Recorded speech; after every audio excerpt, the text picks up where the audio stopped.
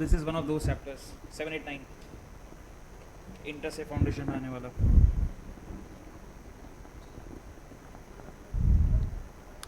तो ऑब्वियसली वो थोड़ा सा एडवांस्ड होगा, थोड़ा सा डिफिकल्ट भी होगा। देखते हैं।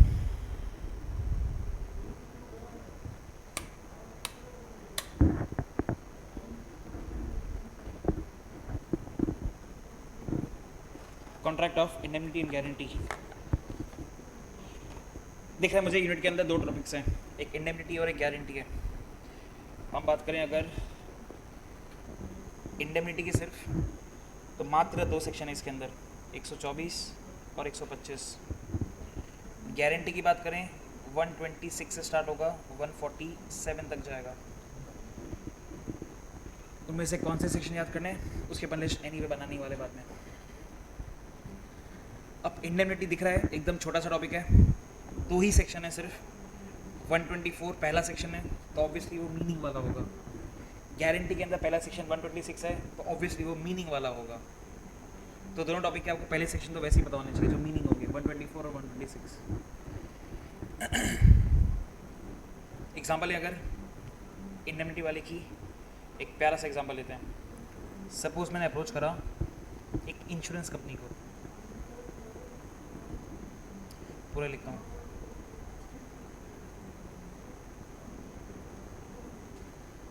और उसको बोला कि मुझे मेरी कार का इंश्योरेंस करवाना है। उसने बोला ठीक है सर, हो जाएगा। वही जो हमने कंटिंजेंट कॉन्ट्रैक्ट में पढ़ा था, मैं उसको प्रीमियम पे करूँगा और अगर मेरी कार का एक्सीडेंट हुआ तो मुझे उसका कंपनसेशन देगा। ठीक है। अब दोनों के लिए बहुत सारे नाम यूज़ करें through out the chapter, unit number 7 के अंदर। मैं एक बार सबका नाम लिख देता हूँ, फिर उसको अपन आइडेंटिफाई करते हैं। सेंटर में लिख देता हूँ। इनमें से एक है इंश्योर्ड, इनमें से एक है इंडेमनिटी होल्डर, इनमें से कोई एक है इंडेमनिफाइड, इनमें से कोई एक है प्रोमिसर। 7 नाम है टोटल। इंश्योरर, एफ, इंडेमनिफायर और जी आखिरी प्रोमिसी।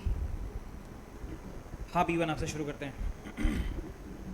आप मुझे इतना बताओ, ए उधर जाएगा कि इधर जाएगा, बी उधर जाएगा कि इधर जाएगा। एग्जाम्पल तो समझा ना। मैं इंश्योरेंस कंपनी के पास गया, उसने मेरा इंश्योरेंस करा, कार ठुकेगी तो मुझे पैसा देगा और मैं उसको प्रीमियम पे करता रहूँगा। पता है ना ऐसा कुछ होता है। हाँ, तो इंश्योर्ड में उसके नीचे लिखूँ कि इसके नीचे लिखूँ, इंडेमनिटी होल्डर में उसके नीचे लिखूँ कि इसके नीचे लिखूँ, ये आपको मुझे बताना है। ए कहाँ जाएगा, बी कहाँ जाएगा, सी कहाँ जाएगा, जी तक। शुरू करते हैं जल्दी। ए को कहाँ लिखूँ मैं? ओके, बोल दीजिए, मैं सुन रहा हूँ। लिख देता हूँ, बस तो बोल रही हो लिख भी देता हूँ। ठीक है, लिखा मैंने। फिर बी, बी इंश्योरेंस कंपनी। सी नहीं है तो आगे बढ़। एफ कहाँ पे आएगा? इंश्योरेंस कंपनी के वहाँ पे। ठीक है, लिखा मैंने एफ। जी कहाँ पे आएगा? बेवड़ी का डी, यहाँ पे तो जी उधर ही आएगा ना। क्या सोच रही है इतना? बचा अभी भी आपका एक ई। कहाँ पे? ओके, पीछे मैगी। कोई चेंज करना है आपको? मैं देख लेता हूँ कितने आंसर्स रॉन्ग है इसके। एक सेकेंड, एक आंसर तो रॉन्ग मिला मुझे, मैं और चेक कर रहा हूँ। एक ही आंसर रॉन्ग है उसका। कहाँ पे?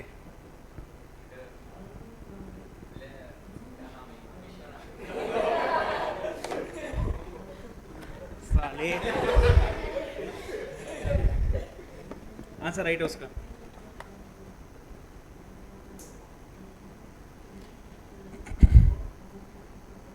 यार लिख लो मैं बी।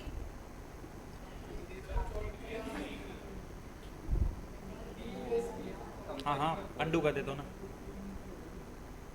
बी रॉन्ग था सर।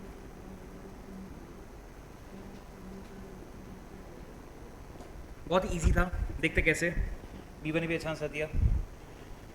सर इंश्योरेंस कंपनी वादा कर रहा है, तो सबसे इजीएस्ट हटाते पहले प्रोमिसर, क्योंकि वो वादा कर रहा है कि मैं आपके नुकसान की भरपाई करूंगा। This was here very obvious. मैं इसे जानबूझ के साथ साथ में नहीं लिखा, बहुत ऑब्वियस हो जाता प्रोमिसर प्रोमिसर अलग अलग लिखा। इंश्योर वहाँ लिखा तो इंश्योर नीचे लिखा मैंने जानबूझ के, तो ऑटोमेटिकली प्रोमिस ही मैं हो गया, तो ये भी सही है। इंडेमनीफाई का मतलब हम पढ़ चुके हैं, मैं वापस बता देता हूँ। To make good the loss या कंपनसेशन। कंपनसेशन देने वाला इस इंडेमनीफायर, मतलब इंश्योरेंस कंपनी, राइट। अगर इंश्योरेंस कंपनी इंडेमनीफायर है तो मैं हो गया इंडेमनीफाइड, प्रोटेक्टेड। ये रहा, बहुत ही ऑब्वियस था। ई वाला इंश्योर करने वाला इंश्योरर, इंश्योर होने वाला इंश्योर्ड। एक ही डिफिकल्ट था जो B1 का रॉन्ग हुआ, इंडेमनिटी होल्डर। यहाँ पे मैं इंडेमनिटी होल्ड करता हूँ, ठीक है, मेरे को प्रोटेक्शन मिल रहा है, तो वो भी यहाँ पे आएगा। अब आपके यूनिट नंबर 7 के अंदर थ्रू आउट अलग अलग जगहों पे अलग अलग नाम यूज़ करे हुए हैं। कहीं पे उसकी इच्छा होती है तो इंश्योर्ड यूज़ कर देता है, उसकी कहीं पे इच्छा होती है तो प्रोमिसी यूज़ कर लेता है। अलग अलग जगह अलग अलग नाम यूज़ करता है। तो हमने स्मार्टली क्या करा, सारे नाम एक साथ एक जगह पे लिख ही लिए। अब तो कोई भी नाम यूज़ कर, हमको क्लैरिटी है कि हाँ तो किसकी बात कर रहा है। कॉपी करना है तो आप कर सकते हो। I'll wait.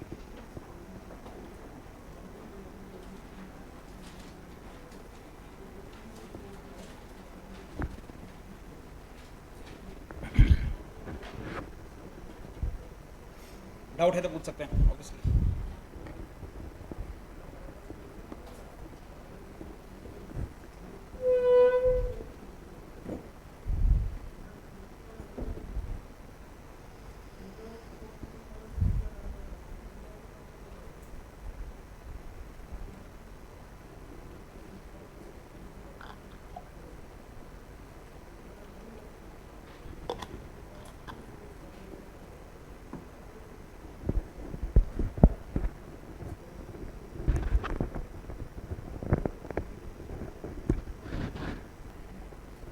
Contract of indemnity and guarantee are specific types of contracts provided under section 124 to 147।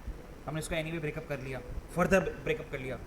124 से 147 के अंदर 124 से 125 इंडेमनिटी, 126 से 147 guarantee.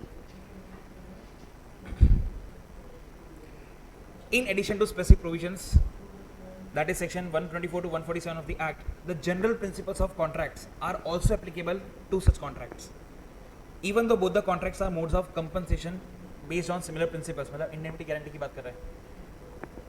They differ considerably in several aspects.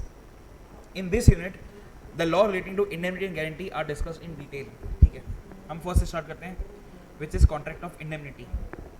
और सारे वर्ड्स जो हमने डिस्कस करे थे यूनिट नंबर 6 के अंदर वो अब आ गए। हमने आपको ये सिखाया था to make good the loss, हमने आपको सिखाया था कंपनसेट, एक नया दिख रहा है मुझे सिक्योरिटी अगेंस्ट लॉस। ठीक है, पढ़ लेते हैं। The term indemnity literally means security against loss, loss से आपको बचाना। To make good the loss, loss हो गया तो उसकी भरपाई करना। And the same thing to compensate the party who has suffered some loss, same thing. आगे 124 आ गया सर, पहला सेक्शन जो आपको करना ही है याद, नंबर के साथ ऑब्वियसली, बिकॉज दो ही तो सेक्शन है सर सिर्फ। The term contract of indemnity is defined under section 124 of the act. It is a, start कर रहे हैं definition, a contract by which one party promises to save the other from loss caused to him by the conduct of the promiser himself or by the conduct of any other person। ठीक है, decoding करते हैं जिससे रट्टा नहीं मारना पड़े, हमने अब तक कहीं रट्टा नहीं मारा है। मार्क किया मैंने, one party, other, him, promiser himself, any other person. Green 2, दिमाग लगा के मुझे बताओ, उसने प्रोनाउंस यूज़ करें, आप नाउंस यूज़ करो और मुझे बताओ वन पार्टी मतलब कौन, अदर मतलब कौन, हिम मतलब कौन, प्रोमिसर हिमसेल्फ मतलब कौन, एनी अदर पर्सन मतलब कौन. ओके, आंसर राइट है. आई वुड रादर से इंश्योरेंस कंपनी. लुक मैं लिखता हूँ, सही बोला.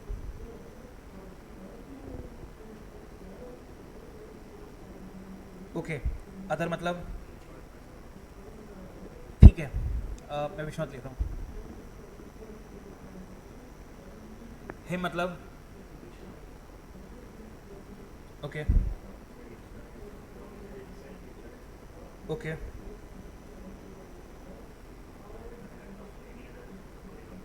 Third party. आंसर राइट है.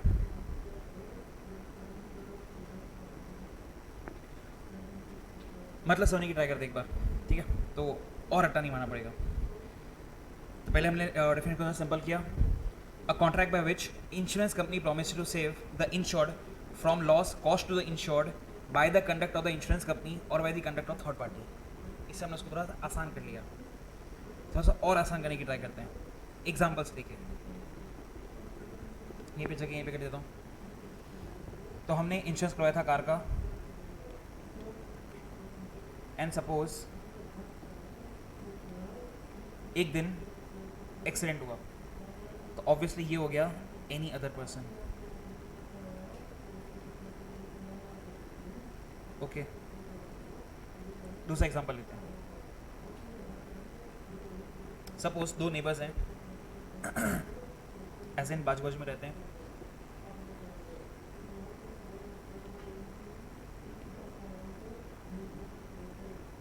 नेबर ए, नेबर बी.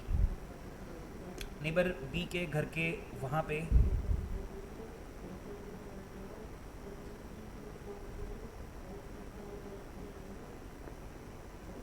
एक बहुत बड़ा पेड़ है. एक के घर में यहाँ पे उसकी पार्किंग है जहाँ पे बाइक्स एंड कार्स खड़ी रहती है. अब एक को डर लगता है कि यार कभी ये तूफान वूफान के अंदर, बारिश वारिश के अंदर अगर ये पेड़ बी वाला गिर गया तो नुकसान हो जाएगा मुझे, मेरी कार को, प्रॉपर्टी को.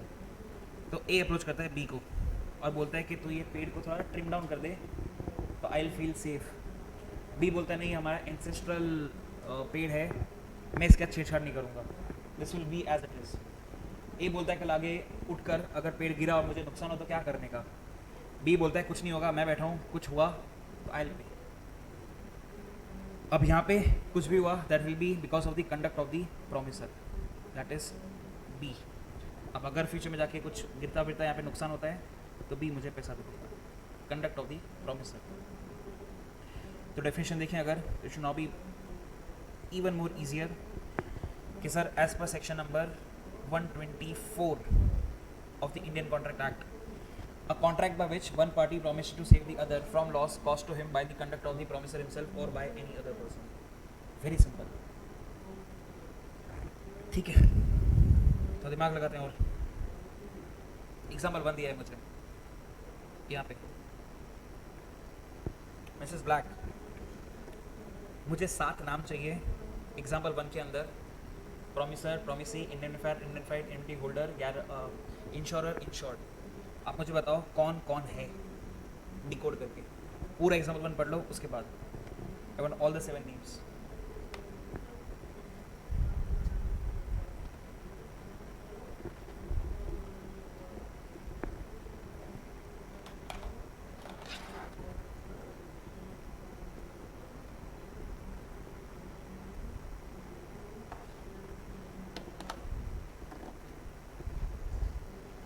अब तो पढ़ लेना चाहिए. पहले मुझे बताओ दो पार्टीज कौन कौन है हमारे एग्जाम्पल के अंदर, पहले मुझे वो बताइए आप. Very good. वो इज वो. I want 7 names. एक और पढ़ना है तो एक और पढ़ सकते एग्जाम्पल, कोई दिक्कत नहीं है, कोई जल्दी नहीं है.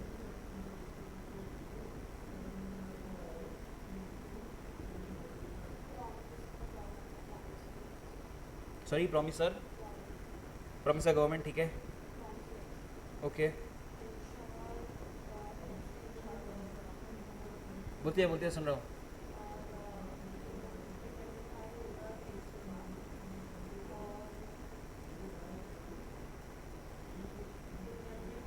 मिस्टर ब्लैक आपको कुछ बोलना है? माँ कसम। पीछे छोटा मैगी कुछ बोलना है तेरे को? कौन सा, दीदी के भैया? मिस्टर ब्लैक और Mrs Black? Mister Black. Okay, मैं ही बोलता हूँ mister Black. Tell me Y.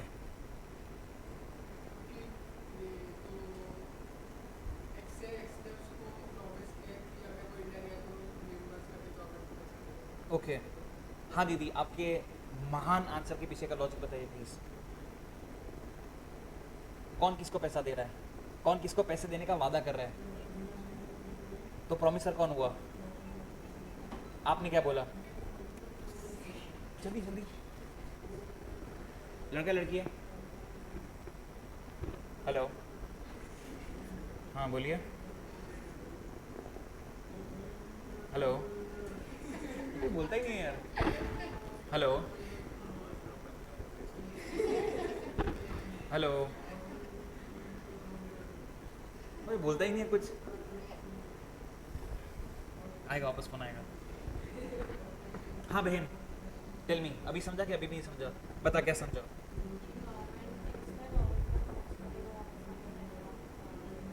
वापस आके पैसा देगा? नहीं आया तो देगा। तो वादा करने वाला एक्स हुआ ना, और प्रोटेक्टेड आदमी गवर्नमेंट हुआ। तो प्रॉमिसर कौन हुआ? प्रॉमिसी कौन हुआ? इंश्योरर कौन हुआ?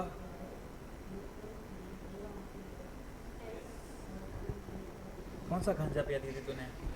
मेरे को भी पीना है, ऑनेस्टली बोल रहा हूँ। मैगी कुछ बोला? मैगी तो मैगी के अंदर क्रश करके खाता होगा, गांजा वांजा। हाँ बेवड़े जल्दी बोल, लॉजिक के साथ जल्दी आंसर बोल। कौन कौन है रीजन के साथ, जैसा मैं बोल रहा था। और नहीं आया तो पैसा देगा, तो गवर्नमेंट प्रॉमिस ही हो गया। हाँ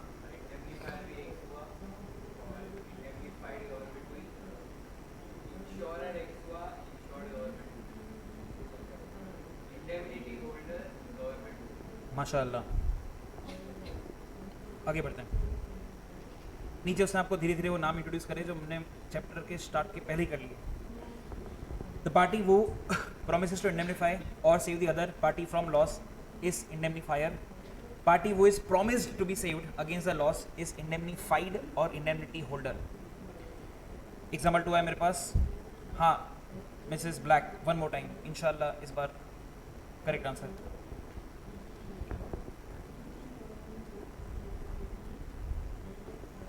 कॉफ़ी मंगाओ? नहीं।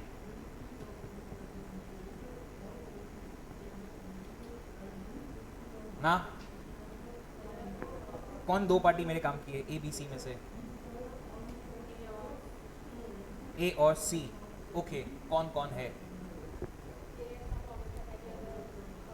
नहीं मुझे नाम बता, इंग्लिश का हिंदी नीचे मुझे।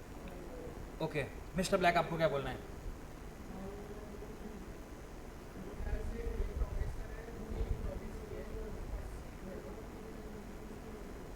ओके मैगी भैया आपको क्या बोलना है?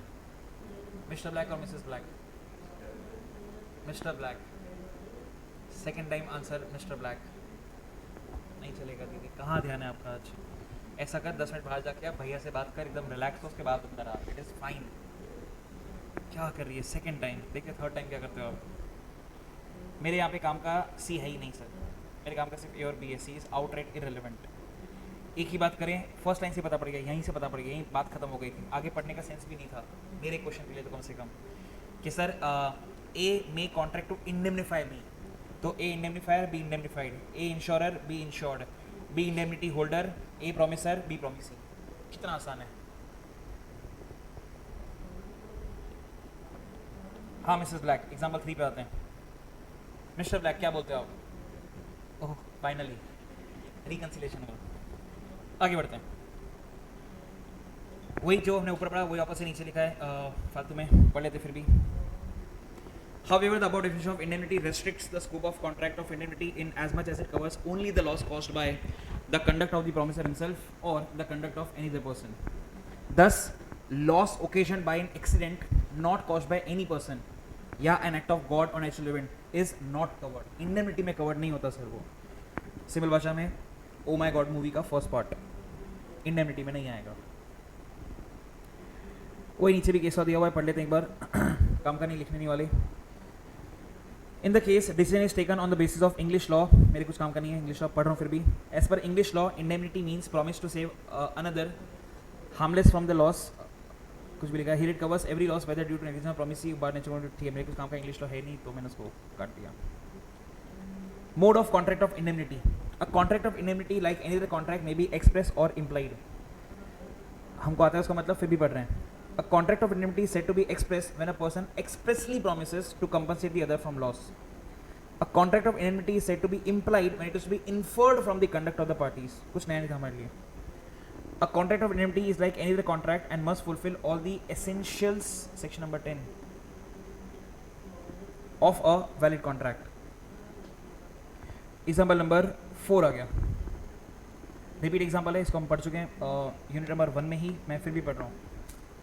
A asks B to beat C, promising to indemnify him against the consequences. The promise of A cannot be enforced. Suppose B beats C and is fined ₹1,000. B cannot claim the amount from A because the object of the agreement is unlawful. A contract of fire insurance or marine insurance is always a contract of indemnity, but there is no contract of indemnity in case of contract of life insurance. कितना obvious point है sir, reason बता चुका था, वापस बता रहा हूँ। Human replaceable नहीं है और उसकी आप कीमत कैलकुलेट नहीं कर सकते, ठीक है। कि जैसे ये मिस्टर ब्लैक हो गया, हाँ ये 1 लाख रुपए, उसके बाजू वाला हो गया 5 लाख रुपए, मिस्टर ग्रीन हो गया 50,000 रुपये, मैगी हो गया -10,000। So can not calculate. तो लगता है तू मेरी बजाएगा, मैं तेरी नहीं बजाऊंगा। ये कौन है, क्या नाम है, तू रुक अभी चालू करा है मैंने, जस्ट वेट। एंड यहाँ पे 124 आपका खत्म हो गया सर। तो काम का मेरा सिर्फ ये 2 लाइन ही था जो मुझे एग्जाम के लिए याद करना है, बाकी सब टाइम पास था। Only this with number like I said. फिर आता है 125 का सिर्फ नाम पढ़ रहा हूँ।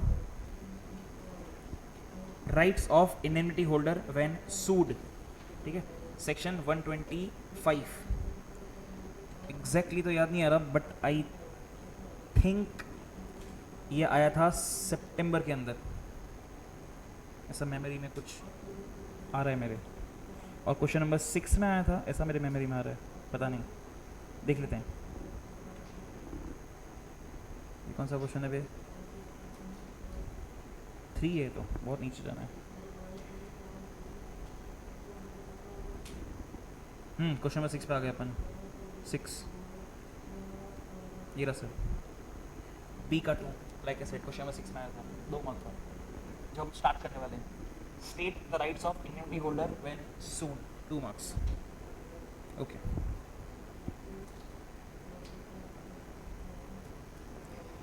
तीन बार लिखी हुई है, हम उसको बहुत इजीली याद कर सकते हैं। All C D and S, all C D S, जिसके अंदर C is costs, D is damages, S is sums. ये आप एज इंडेमनिटी होल्डर रिकवर कर सकते हो, ठीक है। अब देखिए, क्योंकि हमने इंडेमनिटी होल्डर क्या होता है पहले ही पढ़ लिया, तो हमारे लिए सब आसान होना चाहिए। सर कौन से कॉस्ट, कौन से डैमेजेस, कौन से सम्स, उनकी बात कर लेते हैं। देख, कॉस्ट मतलब होता है खर्चा, और खर्चा यहाँ पे हम कौन सा बात कर रहे हैं? लॉयर का खर्चा। अगर आपने किसी के ऊपर के काट ठोकी थी, मैंने केस कराया, सामने वाले ने केस करा, in other case lawyer appoint होगा। तो अगर मैंने केस ठोका तो भी लॉयर अपॉइंट होगा, उसने केस ठोका तो खुद को बचाने के लिए लॉयर अपॉइंट करूँगा। इधर केस लॉयर को पैसा देना पड़ेगा। तो ऑल की बुक में लिखा है all cost which he may have been compelled to pay in bringing the suit और डिफेंडिंग द सूट, ऐसा इंशाल्लाह मिलना चाहिए आपको, ठीक है। तो समझ में आता है, बहुत आसान है। कॉस्ट मतलब खर्चा, खर्चा मतलब लॉयर का खर्चा। डी पे आते हैं, डैमेजेस। सर अगर हम केस हार गए और हमें पैसा देना पड़ा तो पैसा हम आपसे रिकवर कर लेंगे। Language remains the same, all damages which he may have been compelled to pay, ऐसा आपको लिखा हुआ मिलना चाहिए, ठीक है। कंपेल्ड मतलब मजबूरन देना पड़ा। Sums is outside the court settlement, जो हम आर्बिट्रेशन की बात कही थी पार्टनरशिप के अंदर, that is outside the court settlement, that is sums. ठीक है, पढ़ते हैं बुक में से एक बार। Rights of indemnity holder when sued. The promisee, देख नया वर्ड यूज कर दिया, बट वी नो प्रोमिसी कौन होता है। The promisee in a contract to indemnity acting within the scope of his authority is entitled to recover from the promisor or indemnifier all costs which may have been compelled to pay in bringing or defending the suit, all damages which he may have been compelled to pay in any suit, all sums which he may have paid under the terms of any compromise of the suit. compromise हमने पढ़ा था section number 19 के अंदर, ऊपर से तीसरा point था सी और पहला पॉइंट था ए आर्बिट्रेशन। इम्पेड अथॉरिटी में क्या नहीं आता, वहाँ पे सारे वर्ड्स आए थे सर, कॉम्प्रोमाइज वाले, मतलब आउटसाइड द कोर्ट सेटलमेंट। तो तीन चीज़ें हैं बेसिकली रिकवर करने वाली, ऑल सीरियस 2 मार्क का फालतू का इजी क्वेश्चन है मुझसे। नीचे का पढ़ने से पहले अगर मैं बेयर एक्ट में जाऊँ, सेक्शन 125 की बात करें तो मैं वो टाइप करता हूँ, एक बार सर्च करते हैं, section 125 of Indian contract act.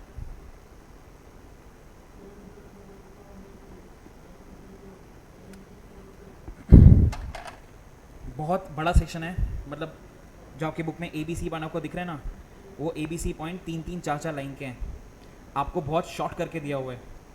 बोलने का मतलब अगर आप अभी भी याद नहीं कर पा रहे हो तो आपके बहुत दर्द है सर जीवन में, क्योंकि आपको बेयर एक्ट वाला तो जो मैं सी इंटर में पढ़ाता था वो तो मैं पढ़ा भी नहीं था आपको, जो डेप्थनेस है, बिकॉज आपके सिलेबस में नहीं है।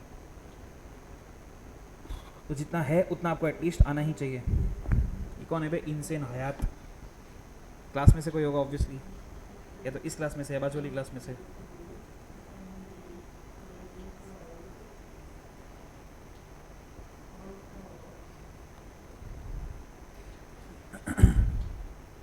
प्रोफेशनल में कनेक्ट कर देता हूँ यार, बार बार कनेक्ट नहीं करना पड़ेगा फिर।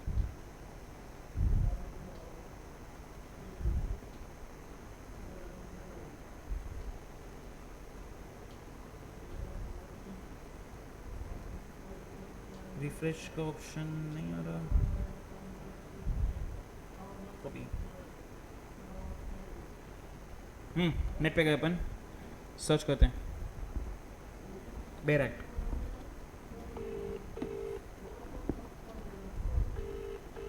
ये देख, ये है बेयर एक्ट। पढ़ते हैं एक बार हमारी सीक्वेंस में। सचिन मैं अंदर आना ना। All costs which he may have been compelled to pay in any such suit if bringing or defending it he did not contravene, मुझे वाईफाई का पासवर्ड चाहिए, if he did not contravene the orders of the promisor and acted as it would have been the prudent for him to act in the absence of any contract of indemnity, or if the promisor authorized him to bring or defend the suit.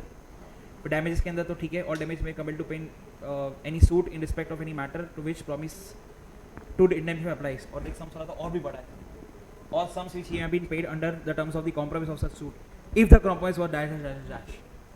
ये bare act है, ये तो आपको है भी नहीं syllabus में, उसने आपको ऐसा समझते हुए कि बच्चे फाउंडेशन के हैं छोटा सा दिया हुआ है, तो आपको आना ही चाहिए सर। अरे इनके सामने नहीं बताना था, अभी का भी चेंज करवाता हूँ।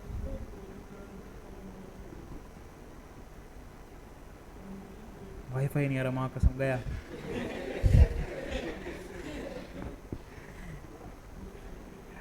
हैक ही हो गया, मतलब पासवर्ड बताया नहीं आपने कि गया।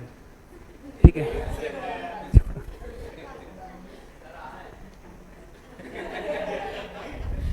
करता हूँ मैं, ठीक है।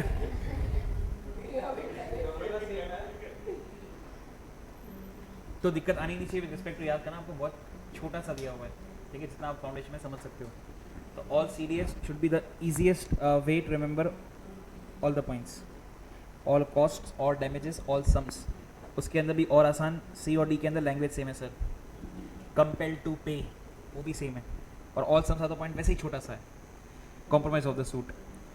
तो rights of indemnity holder when sued 125, the promise in a contract to indemnify indemnity acting within the scope of his authorities entitled to recover from the promisor indemnifier, पहला all costs which he may have been compelled to pay in bringing or defending the suit, and all damages which he may be compelled to pay in any suit, and all sums which he may have paid under the terms of any compromise of the suit.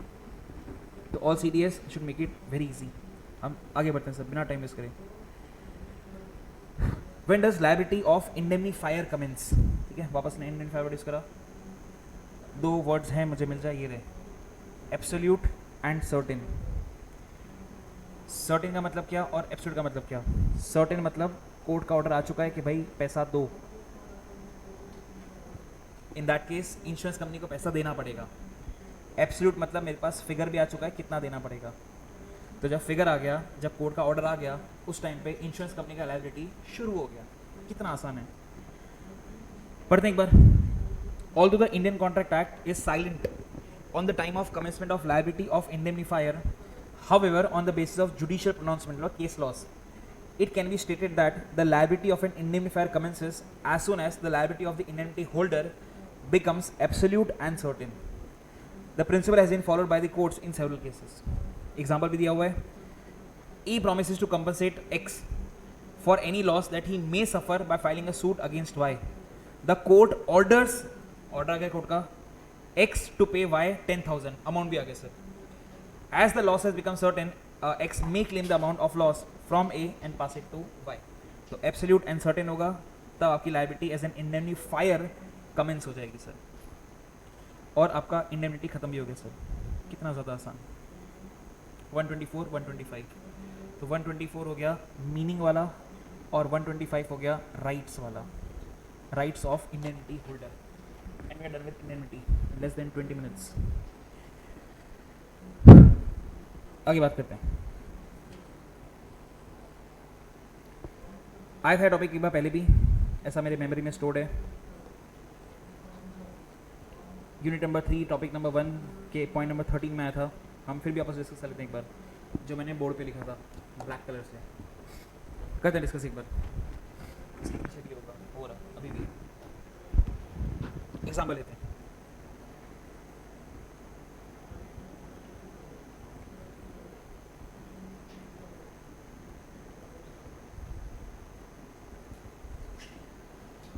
समझिएगा मैं कौन है.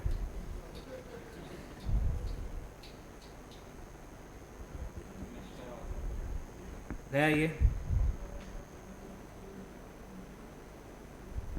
लिख देते हैं paper पे मैं एक बार.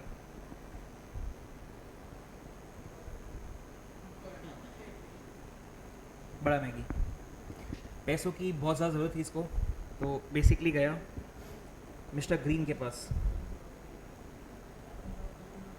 और बोला कि भाई थोड़ा पैसा दे सकता है कि मुझे काम है. मिस्टर ग्रीन बोलता है तू गिरवी क्या रखेगा.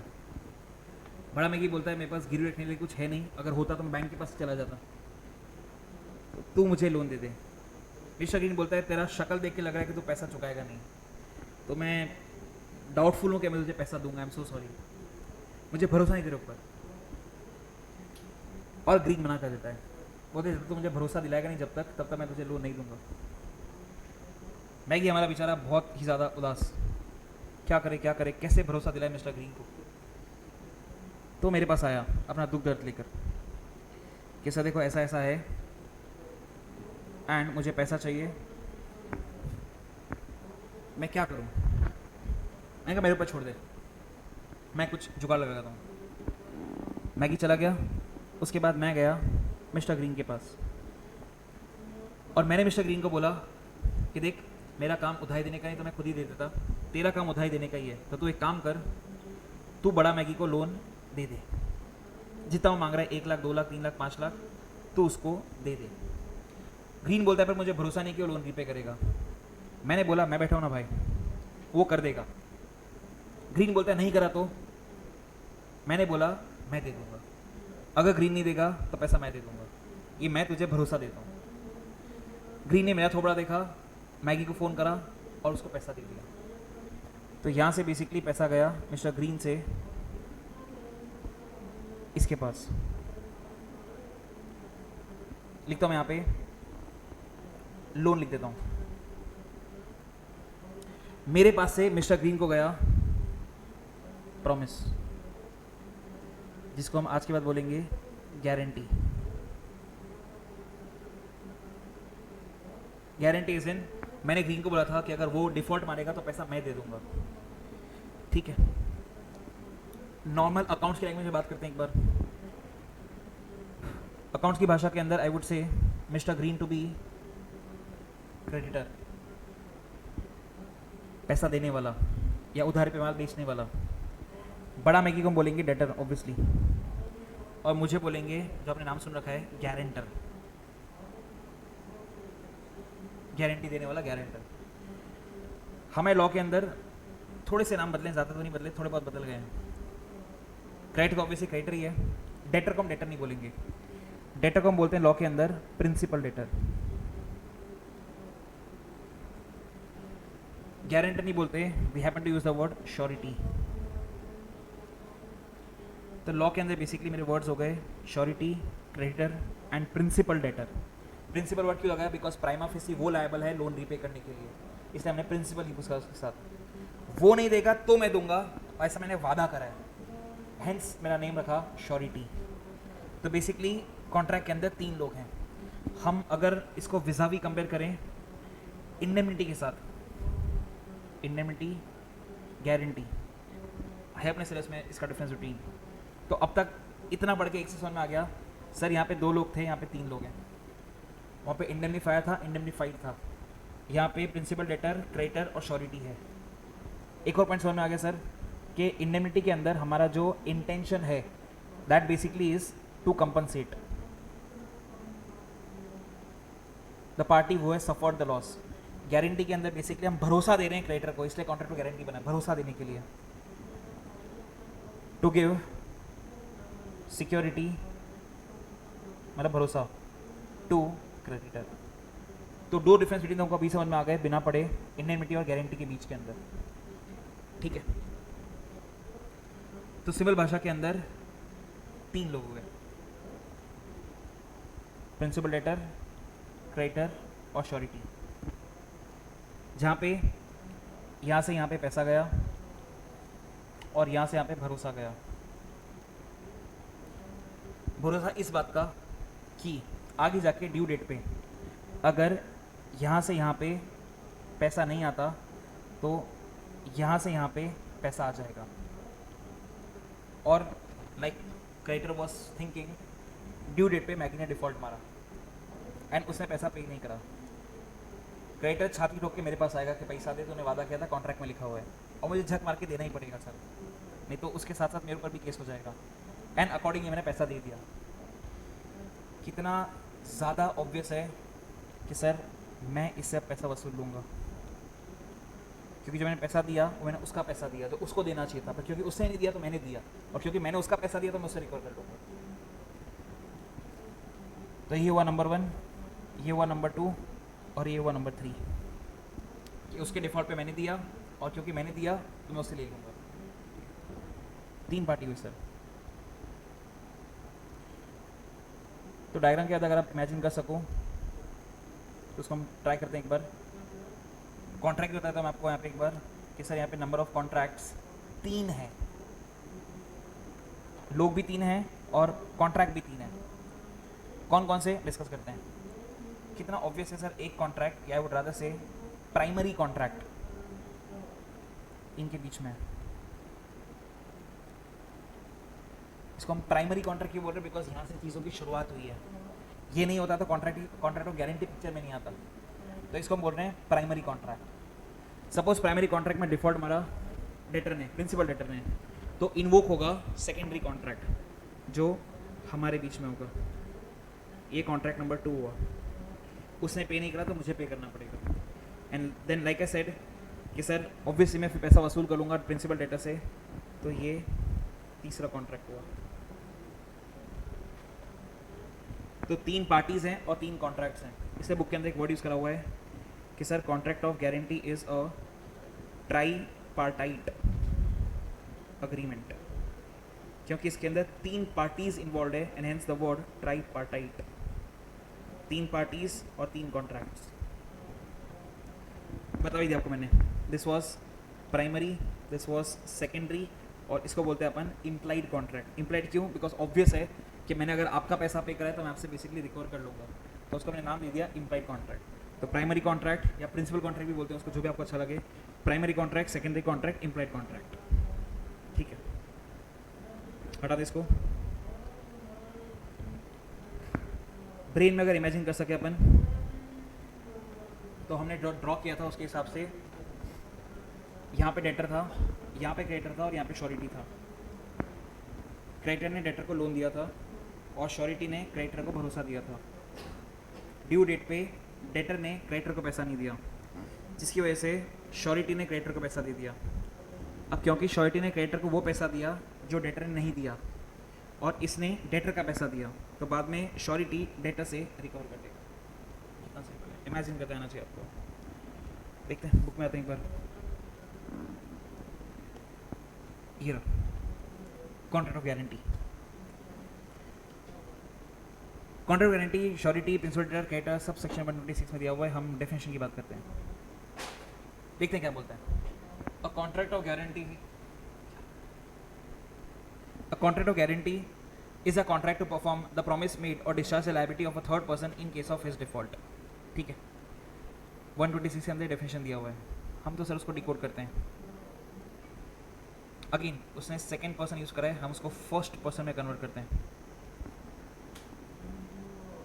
मेड और discharge the liability of a third person in case of his default. Third person कौन और हिज डिफॉल्ट कौन? Very obvious, principal debtor. मतलब पूरा डेफिनेशन बनाया गया from the POV of surety, क्योंकि वही तो पे कर रहा है। तो श्योरिटी के पॉइंट ऑफ व्यू को देखते हुए हमने डेफिनेशन बनाया। A contract of guarantee is a contract to perform the promise made और discharge the liability of a third person in case of his default. मतलब श्योरिटी बोल रहा है कि अगर उसने पैसा नहीं दिया तो मैं वादा करता हूँ कि मैं पैसा दे दूंगा। ठीक है, परफॉर्म द प्रॉमिस। तो पूरा डेफिनेशन हो गया श्योरिटीज पॉइंट ऑफ व्यू से।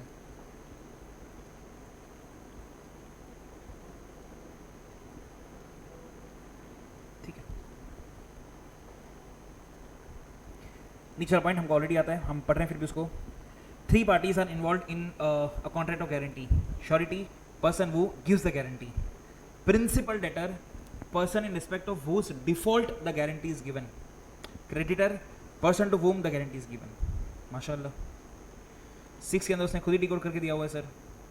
Where A request B to lend ₹10,000 to C and guarantees that C will repay the amount within the agree time and that on C failing to do so he will himself pay to B, there is a contract of guarantee. जिसके अंदर B creditor है, C principal debtor है and A surety है। हम example 7 को decode करते हैं। हाँ B2 बताइए मुझे, क्रेडिटर कौन, प्रिंसिपल डेटर कौन और श्योरिटी कौन? वेट कर रहा हूं मैं, थोड़ा जल्दी।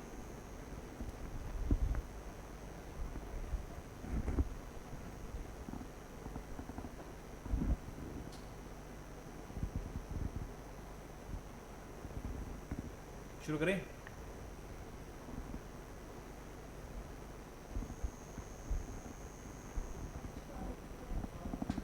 बोलते सुन रहा हूँ मैं।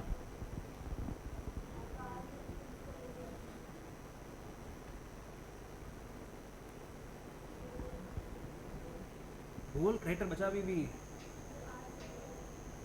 कौन क्रेडिटर है? कार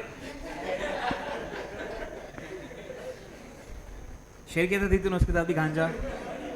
कार क्रेडिटर है, किसी कैसी बातें करती है। कौन क्रेडिटर है?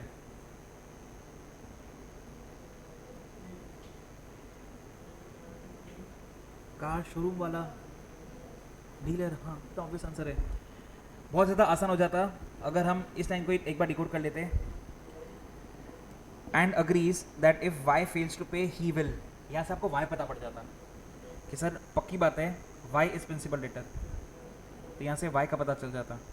और फर्स्ट लाइन पढ़ते उसके बाद एक्स का पता पड़ जाता कि sir X and Y go into car showroom where X says to the dealer. X बोल रहा है कि अगर वाई ने पैसा नहीं दिया तो।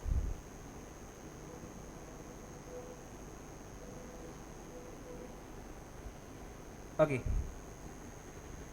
this is a contract of guarantee because X promises to discharge the liability of Y in case of his default. Default उन्हीं एस कहाँ से आ गया? अ कॉन्ट्रैक्ट ऑफ गारंटी इज अ, आगे सर वो लैंग्वेज में बोला था, ट्राई पार्टाइट अग्रीमेंट, क्योंकि तीन लोग इन्वॉल्व हैं, between principal debtor, creditor and surety. There are in fact 3 contracts, देखते हैं क्या करके इंशाल्लाह। A principal contract between the principal debtor and the creditor, a secondary contract between the creditor and surety, an implied contract between the surety and the principal debtor, whereby principal debtor is under an obligation to indemnify the surety if surety is made to pay or perform। नीचे आते हैं, उसी को उसने diagram में बताया, same चीज को। प्रिंसिपल कॉन्ट्रैक्ट के नीचे डेटर क्रेडिटर, सेकेंडरी कॉन्ट्रैक्ट के नीचे क्रेडिटर श्योरिटी, और इम्प्लाइड कॉन्ट्रैक्ट के अंदर श्योरिटी और प्रिंसिपल डेटर। उसके ऊपर लाइन पढ़ लेते हैं एक बार, काम का नहीं हमारे पर फिर भी। The right of surety is not affected by the fact that the creditor has refused to sue the principal debtor and that he has not demanded the sum due from him। काम का नहीं हम फिर भी पढ़ रहे हैं। Right of surety is not affected। पूरे कॉन्ट्रैक्ट के अंदर श्योरिटी का तो सिर्फ एक ही राइट है, दैट इज प्रिंसिपल डेटर से पैसा रिकवर करना, या फिर आप ऐसा बोल सकते हो श्योरिटी को ऐसा बोलना कि पहले तू डेटर के पास जा फिर मेरे पास आ। तो बोलते हैं the right of surety is not affected by the fact that the creditor has refused to sue the principal debtor और that he has not demanded sum due from him. कोई बात नहीं, मैं पैसा दे दूंगा, पर मेरा अधिकार है कि मैं डेटा से ले लूंगा।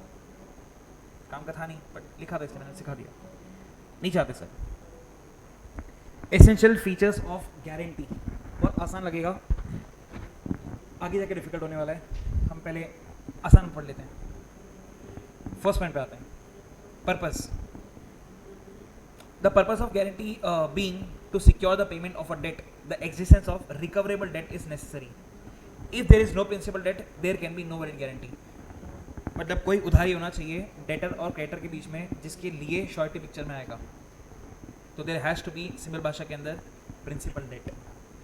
तो बोलते हैं the purpose of guarantee being to secure the payment of a debt, ये पर्पस हो गया, secure the payment of debt, ये उसका पर्पस हो गया कॉन्ट्रैक्ट ऑफ गारंटी का। श्योरिटी का क्रेडिटर को भरोसा देना, ये पर्पस हो गया, ठीक है। कंस्ट्रक्शन में आते हैं 5 मिनट के बाद, थोड़ा डिफिकल्ट है। थर्ड सर, लायबिलिटी रिकवरेबल होनी चाहिए, that is existence of liability. There must be an existing liability और a promise whose performance is guaranteed. Such liability और promise must be enforceable by law. Time bar नहीं चलेगा sir, तो कोई liability होनी चाहिए, existing liability, enforceable liability. The liability must be legally enforceable and not time bar. तो एक purpose था, एक एग्जिस्टेंस ऑफ लायबिलिटी था, ठीक है। आसान, फर्स्ट भी आसान, थर्ड भी आसान। फोर्थ वेरी इंपॉर्टेंट, हम पहले फिफ्थ कर लेते हैं, सेकंड छोड़ा, फोर्थ छोड़ा। Writing not necessary. Section 126 expressly declares that a guarantee may be either written और ओरल, ठीक है, ये भी आसान था। Six again very important. तो फोर्थ एंड सिक्स इंपॉर्टेंट है और सेकंड डिफिकल्ट है, तो हम पहले फोर्थ एंड सिक्स कर लेते हैं। स्टार्टिंग विथ फोर्थ, हेडिंग बोलता है नो मिसरिप्रेजेंटेशन और कंसीलमेंट। पढ़ के आसान लगेगा बट उसका डेप्थनेस में जाना पड़ेगा सर।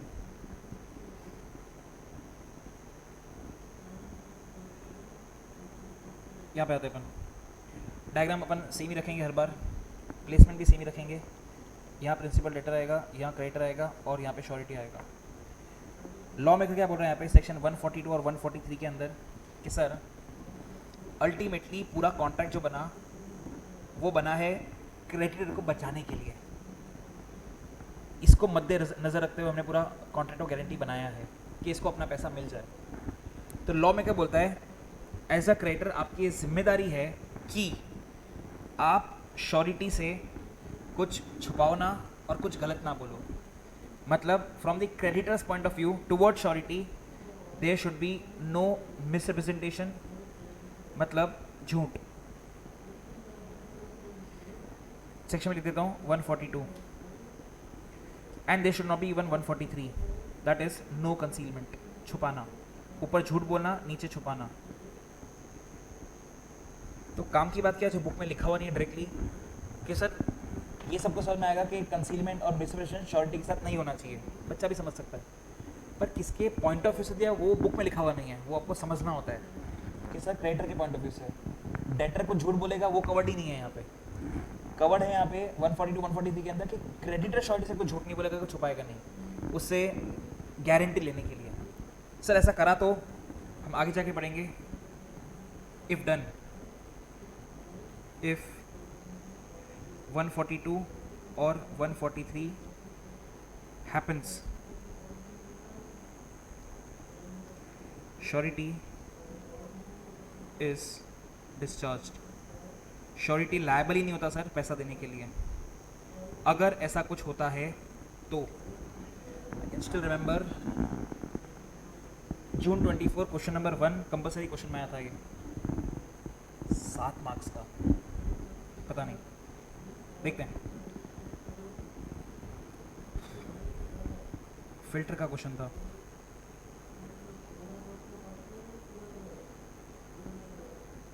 एक तो ये है, एक फिल्टर वाला भी है, वो ज़्यादा अच्छा है, रुक मैं वो निकालता हूँ पहले। क्वेश्चन 3 मिल जाए यार।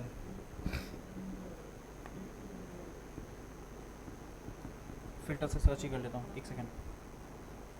कॉपर फिल्टर ऐसा कुछ तो था।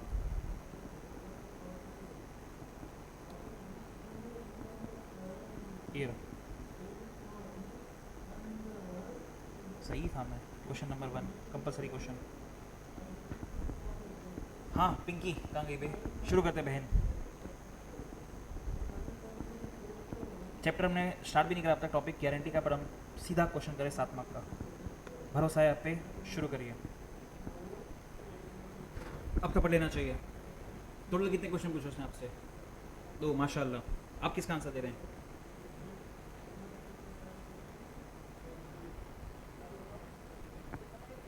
माशाल्लाह। नहीं आता तो नहीं दे रहे, उसमें क्या है, जबरदस्त थोड़ी है, कोऑर्डिनेशन थोड़ी है यहाँ पे। बताओ फर्स्ट का आंसर, फिगर से बात करना मेरे साथ।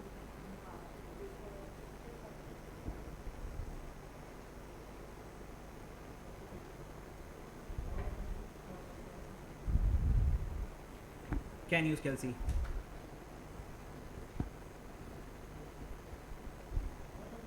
ए ब्लैक एंड व्हाइट, उसको दे दे, उसको दे। बेवड़ी सी दबा के दिया ना।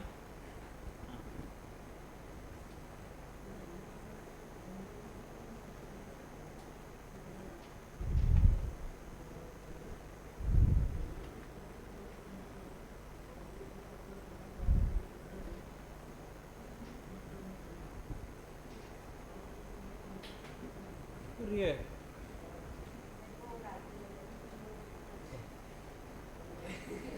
ए चोर, उसको वापस दे। जरूरत नहीं थी वैसे कैल्सी की, बहुत वर्बली हो सकता था। देख लड़के सब रेडी है मेरे। चुप रहे बेवड़े।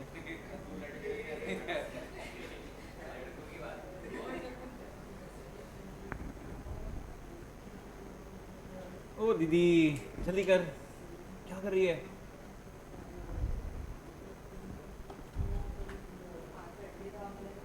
राइट आंसर है सेक्शन 1, माशाल्लाह। आंसर देखिए सर।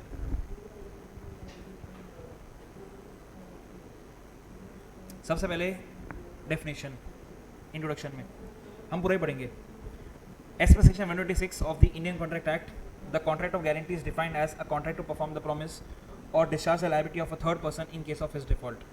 फिर क्वेश्चन रिपीट कर रहा हूँ, ऑब्वियसली नहीं पढ़ने वाले। 120 हमने पढ़ा नहीं अब तक, नीचे आते हैं। Sales B failed to pay the remaining installments due to insolvency as the guarantor is liable to pay the balance price of the water purifier to R. In the given situation, S will have to pay the balance amount rupees 30,000 to R, that is 54,000 minus जो installments ने पे कर दिए थे, बचा हुआ मैं पे करूंगा। Okay. In the second situation, R sold the water purifier misrepresenting it as having a copper filter while it actually has a normal filter. This changes the situation significantly.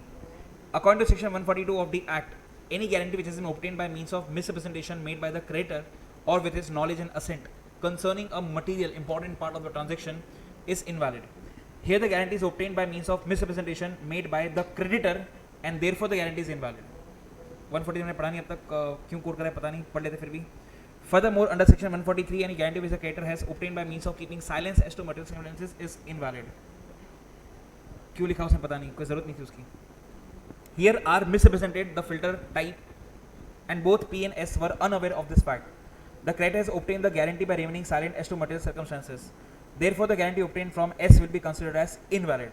Consequently, S cannot be held liable to pay the balance 30,000 price to of the water purifier to the creditor R. 7 mark का question था sir, जून 2024 के अंदर. जी बहन, sorry P, वो तो insolvent हो गया ना, वो कैसे देगा? किसी बात करिए. ठीक है, टॉपिक स्टार्ट करने से पहले हमने 7 मार्क का क्वेश्चन के लिए कंपलसरी वाला. बोलिए sir.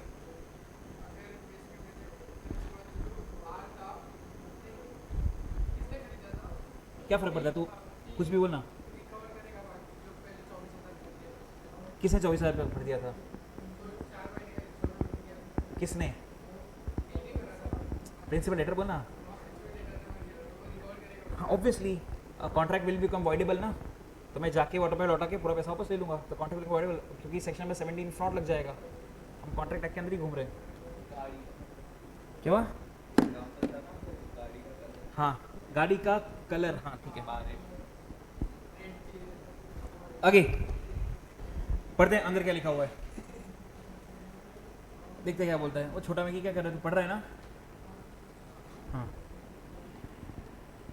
Any guarantee which has been obtained by means of misrepresentation made by the creditor or with his knowledge and assent concerning a material part of the transaction is invalid. 142. Any guarantee which the creditor has obtained by means of keeping silence as to material circumstances is invalid. 143. Example दे रखा है, हम पढ़ लेते हैं. A engages B as a clerk to collect money for him. B fails to account for some of his receipts, and A in consequence calls upon him to furnish security for his duly accounting. C gives his guarantee for B's duly accounting. काम की line. A does not acquaint C. A C को नहीं बताता है कि past में इसने कांड कर रखे हैं. B afterwards makes default. The guarantee is invalid. Point आएगा यहाँ पे 143 concealment. Very obvious. C surety हो गया, ए क्रेडिटर हो गया और बी प्रिंसिपल डेटर हो गया. सर 11 पढ़ते हैं. A guarantees to C payment for iron to be supplied by him to B. A surety हो गया, सी क्रेडिटर हो गया और बी प्रिंसिपल डेटर हो गया. अब तक उसे क्रैक करना आना चाहिए पढ़ते ही. A guarantees to C payment for iron to be supplied by him to B to the amount of rupees 2,000 tons. B and C privately agreed that B should pay rupees 5 per ton beyond the market price. Such excess to be applied in liquidation of an old debt. This agreement is concealed from A. A is not liable as a surety. वापस वही 143. Although example में क्या हो रहा है मेरे काम का नहीं है, क्योंकि उसने बोल ही दिया कंसील वाला पॉइंट, बट फिर भी एक बार समझते हैं एग्जाम्पल में हो क्या रहा है. ABC बाहर में जाए. Principal debtor creditor surety. Contract के अनुसार ये इसको चीज़ सप्लाई करने वाला था, लेट्स से 1,000 रुपये के अंदर, और उसका इसने भरोसा दे रखा था.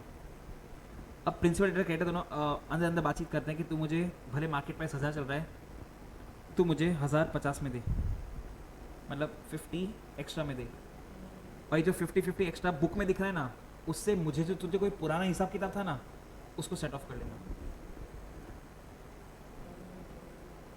लॉजिक पे आते हैं. ठीक है सर, ऐसा करके डेटर को क्या फ़ायदा होगा? सर ऐसा क्यों? अल्टीमेटली जब डिफ़ॉल्ट होगा तो शॉर्टेड डेटर से पूरा पैसा ही लेगा ना, तो ये करके फ़ायदा क्या होगा? अपन क्वेश्चन के अंदर क्वेश्चन बनाते हैं. मैं क्वेश्चन समझाया आपको पहले कि जो 1,000 में क्रेडिटर को डेटर को देना चाहिए था, उन्होंने प्राइस को इन्फ्लेट करा 50 रुपये से, और उससे को जो पुराना हिसाब किताब कोई था डेटर और क्रेडिटर के बीच में, उसको सेट ऑफ कर रहे हैं. पर मैं बोल रहा हूँ कि इससे फ़ायदा क्या होगा? क्रेडिटर को फ़ायदा समझ में आता है, चल उसके दोनों डेट सिक्योर हो जाएंगे, पुराना वाला सेट ऑफ हो जाएगा एक्स्ट्रा दिखा के, और अभी वाला तो वैसे श्योरिटी अपने पास है.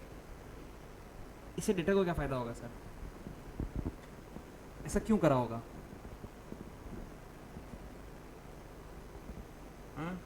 इतना दिमाग नहीं चला सकते अपन.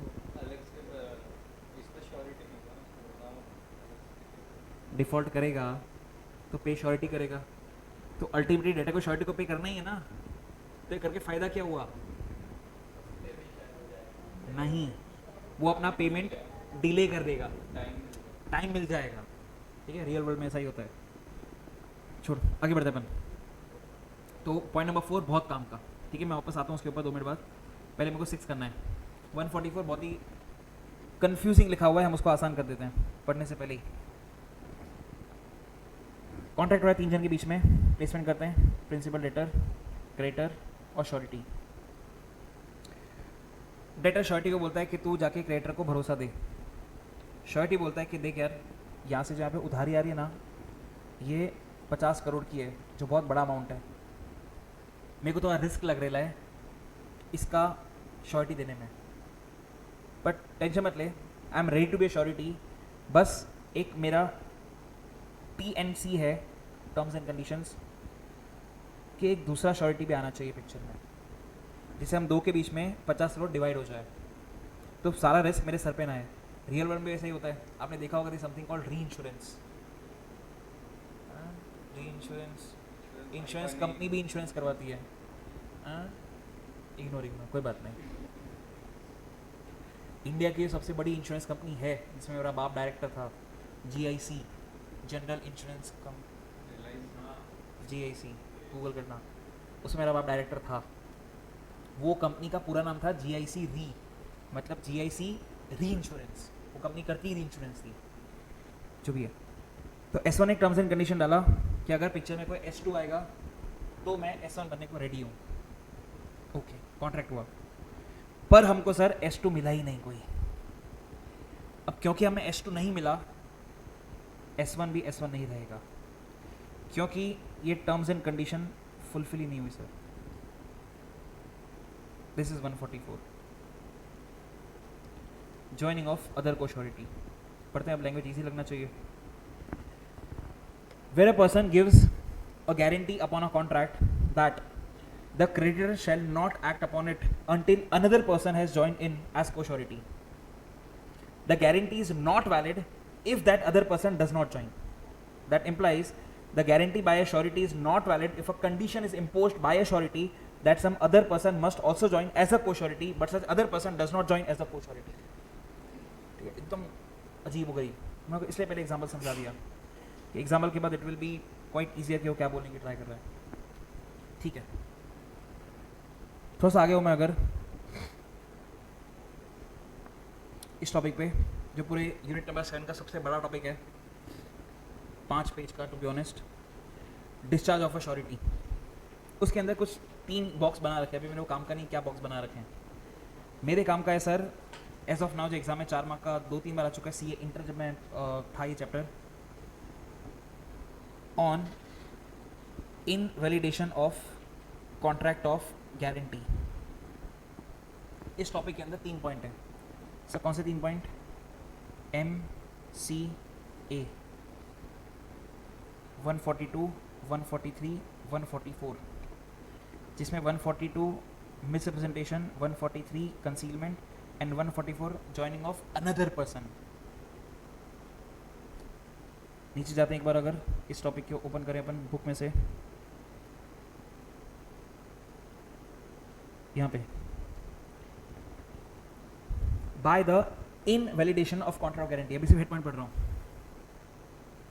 Guarantee obtained by misrepresentation 142, guarantee obtained by concealment 143, guarantee on contract that creditor shall not act upon it until another co-surety या को-श्योरिटी जॉइंस 144। मतलब इस टॉपिक के अंदर मेरा फीचर्स का 2 पॉइंट कवर हो गया, और यही 2 पॉइंट मुझे आगे एक और टॉपिक में काम आ जाएगा, discharge of surety by invalidation of a contract. ठीक है, वो तो नीचे आएगा तो पढ़ेंगे। अभी के लिए 3 इंपॉर्टेंट सेक्शन हो गए अपने, 142, 143, 144 डन। 6 में से 5 हो गए सर। सेकेंड अभी बच्चों बहुत पढ़ लिया मैंने, अब आप पढ़ोगे सर, और मुझे बताओगे कि ये पढ़ के आपको क्या स्ट्राइक होता है ब्रेन में।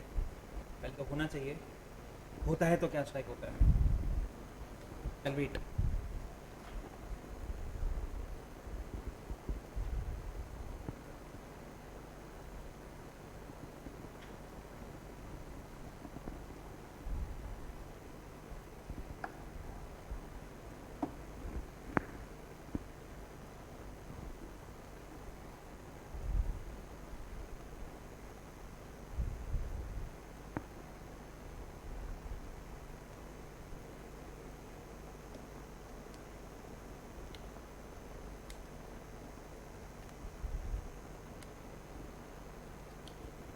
हाथ रेज कर सकते हैं अगर कुछ याद आता है तो। एक जन अभी के लिए फिलहाल वेट करते हैं बाकी लोगों का।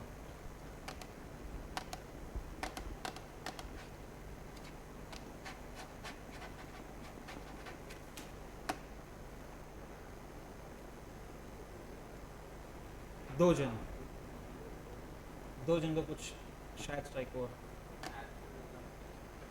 बेवड़े गलत आंसर। तीन जन जिसमें एक का आंसर रॉन्ग आ चुका। मैगी पहले तू बोल, फिर ब्लैक एंड व्हाइट से पूछते हैं। आंसर राइट है, चिन्या रमैया का आंसर है सर।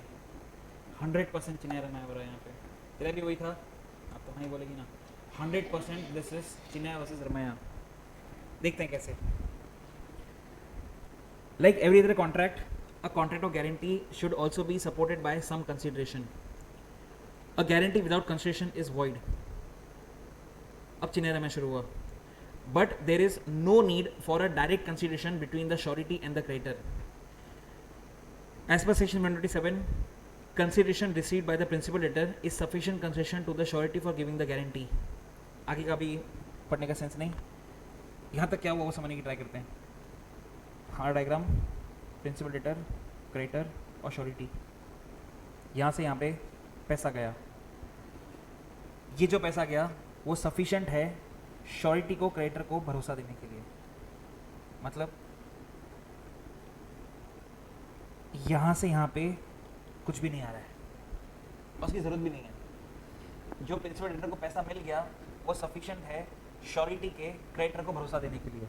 मतलब क्रेडिटर से श्योरिटी को डायरेक्टली कुछ भी नहीं मिलेगा. जो डेटर को मिल गया वो सफिशिएंट है श्योरिटी के भरोसा देने के लिए.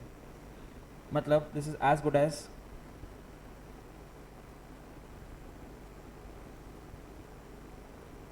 मामा, बेटी एंड माँ. चिन्ह रहा सो सिंपल.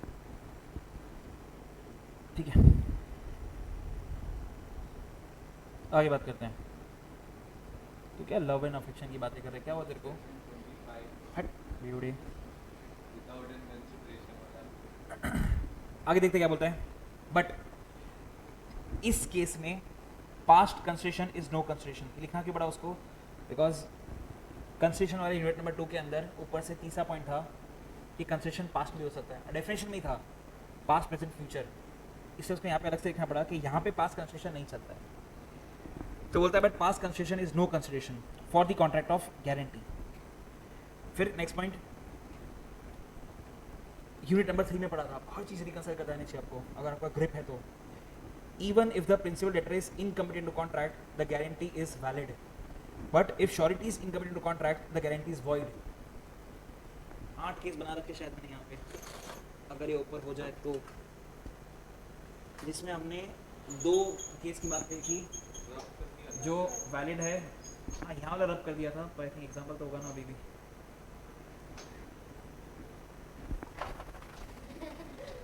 ये देख वो रहा 16, 16, 18, 18, 18, 16, 18, 16, 16 और ऐसा हमने केस बनाए थे जिसके अंदर 2 केस वैलिड थे. एक तो नो ब्रेनर था 18, 18, 18 वाला, विच वॉज केस नंबर 8.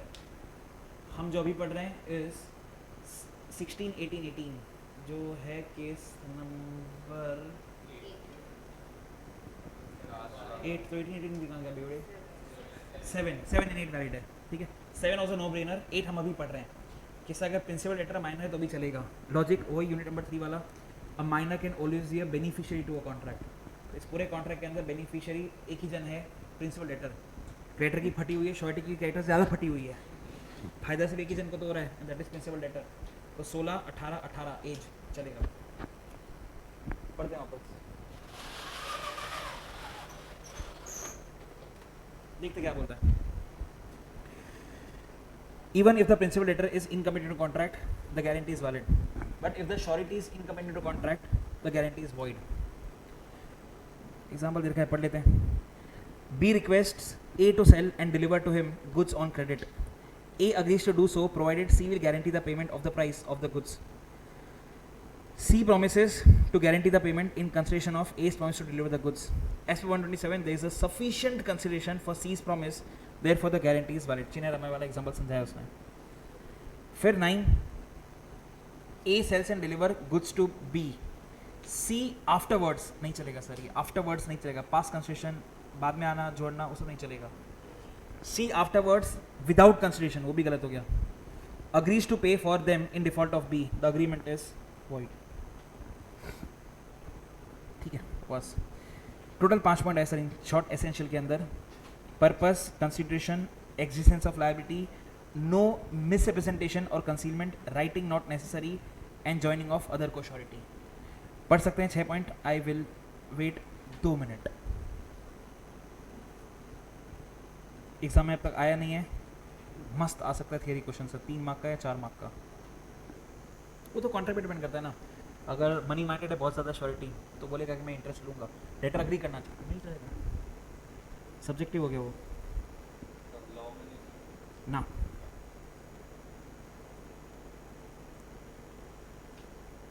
अगर दोनों भाई हैं, दोनों बेस्ट फ्रेंड्स हैं, तो why would they have interest in between. तो लॉ ने ओपन रखा है, तुमको करना है तो करो, नहीं करना. Waiting still 30 seconds. आगे टाइप्स ऑफ गारंटीज, इसका सेकंड पॉइंट हम ऑलरेडी पढ़ चुके हैं, पर बहुत शॉर्ट में पढ़ाया था मैंने क्योंकि सेंस नहीं बनना था उस टाइम पढ़ाने का. सर कहाँ पढ़ा था? Partnership act unit number 2, last topic, last page, नीचे की तरफ section number 38. Revocation of continuing guarantee in case of change in the firm. Yes sir, continuing guarantee तब नहीं पढ़ाया था, अभी डीप में पढ़ना ही है. एनीवे स्टार्ट करते हैं विद एन एग्जांपल ऑब्वियसली.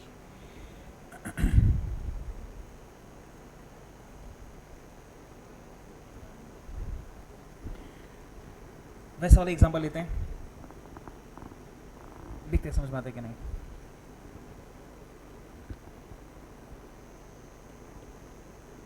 मैं गया एक शॉपकीपर के पास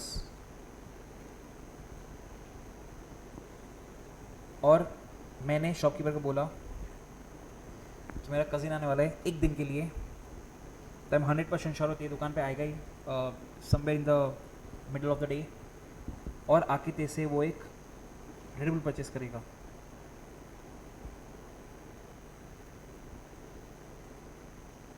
पैसा दे देगा वो, पर अगर नहीं देता तो मांगना मत, पैसा मैं दे दूंगा. ऐसा मैंने शॉपकीपर को बोला, मतलब मैंने शॉपकीपर को श्योरिटी दी कि अगर वो रेड बुल का पैसा नहीं देता तो पैसा मैं दे दूंगा. शॉपकीपर बोलता है ठीक है. तो मेरा कज़िन आया था 1 दिन के लिए. सेकेंड एग्जाम्पल लेते हैं.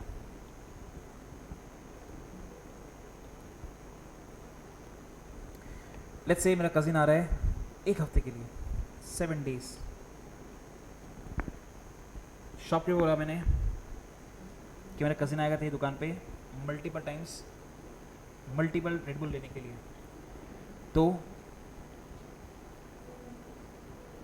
जितनी भी रेड बुल वो लेता है वैसे तो पैसा दे देगा, पर अगर ना दे तो मांगना मत, पैसा मैं दे दूंगा.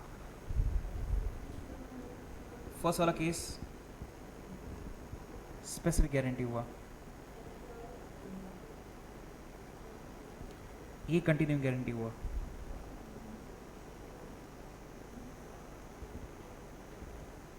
रीजन पे आते हैं.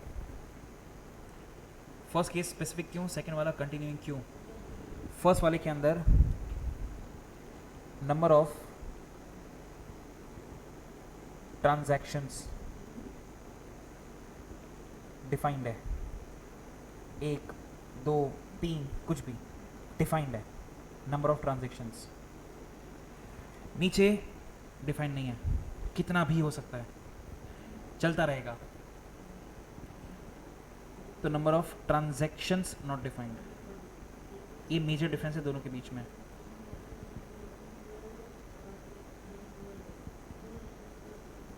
ठीक है, मेरे मेल में एक बार चेक करता हूँ, मुझे एक मिल जाए क्वेश्चन तो अच्छा है। एक मिनट, जी मेल कहाँ गया, ये रहा। सर्च ICA, बहुत मुश्किल है मिलना, फिर भी सर्च करते हैं। अटैचमेंट्स, PPT प्रेजेंटेशन,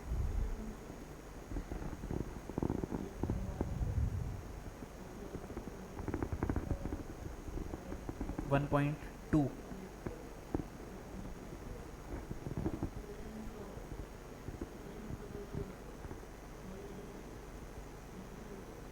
चलना भाई, वाईफाई है क्या इन लोगों का? खुल गया खुल गया। ओपन विथ की नोट।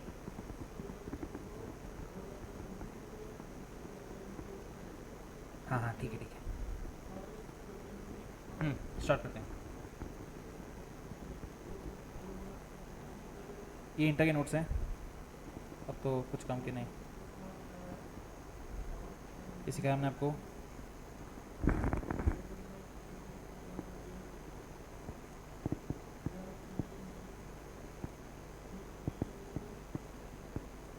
ठीक है, ये सब हमने ऑलरेडी पढ़ लिया। कौन कौन है डिस्कस कर लिया? चलना जल्दी चलते हैं। कौन कौन है डिस्कस किया हमने? नेक्स्ट पे आते हैं, सीधा क्वेश्चन पे। क्वेश्चन आएगा यहाँ पे, फिल इन द ब्लैंक्स।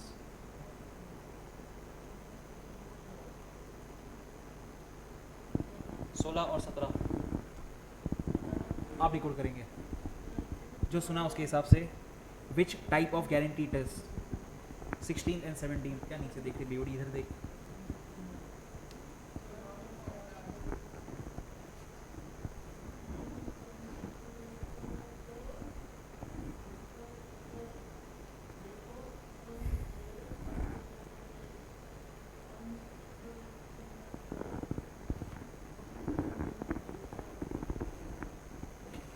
पढ़ लें जब तक।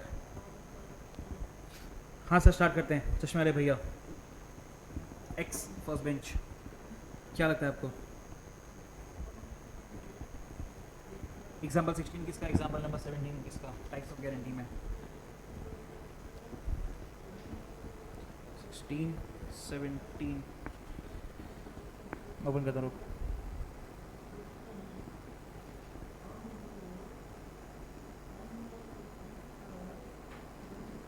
ये रहा।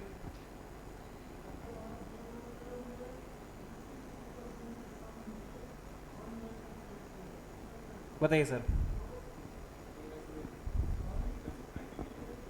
16 वाले में कंटिन्यूइंग, 17 वाले में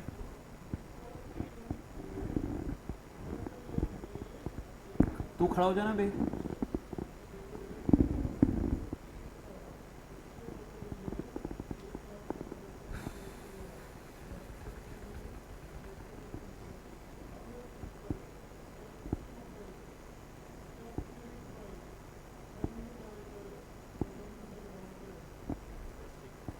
ओके, किसी का डिफरेंट आंसर? B2 क्या बोलना है आपको? एग्जैक्ट उल्टा भैया का। हाँ क्या बोल रहे हैं मैगी? सेम। और किसी को क्या आंसर अलग?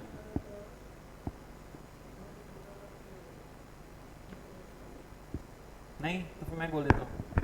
एक आंसर है स्पेसिफिक और कंटिन्यूइंग, एक आया कंटिन्यूइंग और स्पेसिफिक। दोनों continuing. Tell me why. Specific नहीं, 17 तो डिफरेंट है ना, लिखा तो सही उसने 100 रुपये। आंसर राइट है, दोनों कंटिन्यूइंग है सर, और दोनों आपकी बुक के एग्जाम्पल हैं, इसलिए उसको मैंने नीचे देखने को मना करा। मैंने खाली वहाँ पे उसको फिल इन द ब्लैंक कर दिया जहाँ पे आंसर लिखा हुआ है वहाँ पे। पहले 16 की बात करते हैं।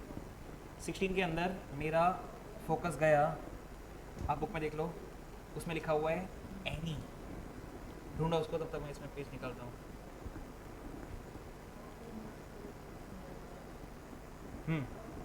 16 के अंदर I can see any word, any मतलब कितना भी। अब जैसे यहाँ पे आ गया कितना भी, that obviously means it is continuing guarantee.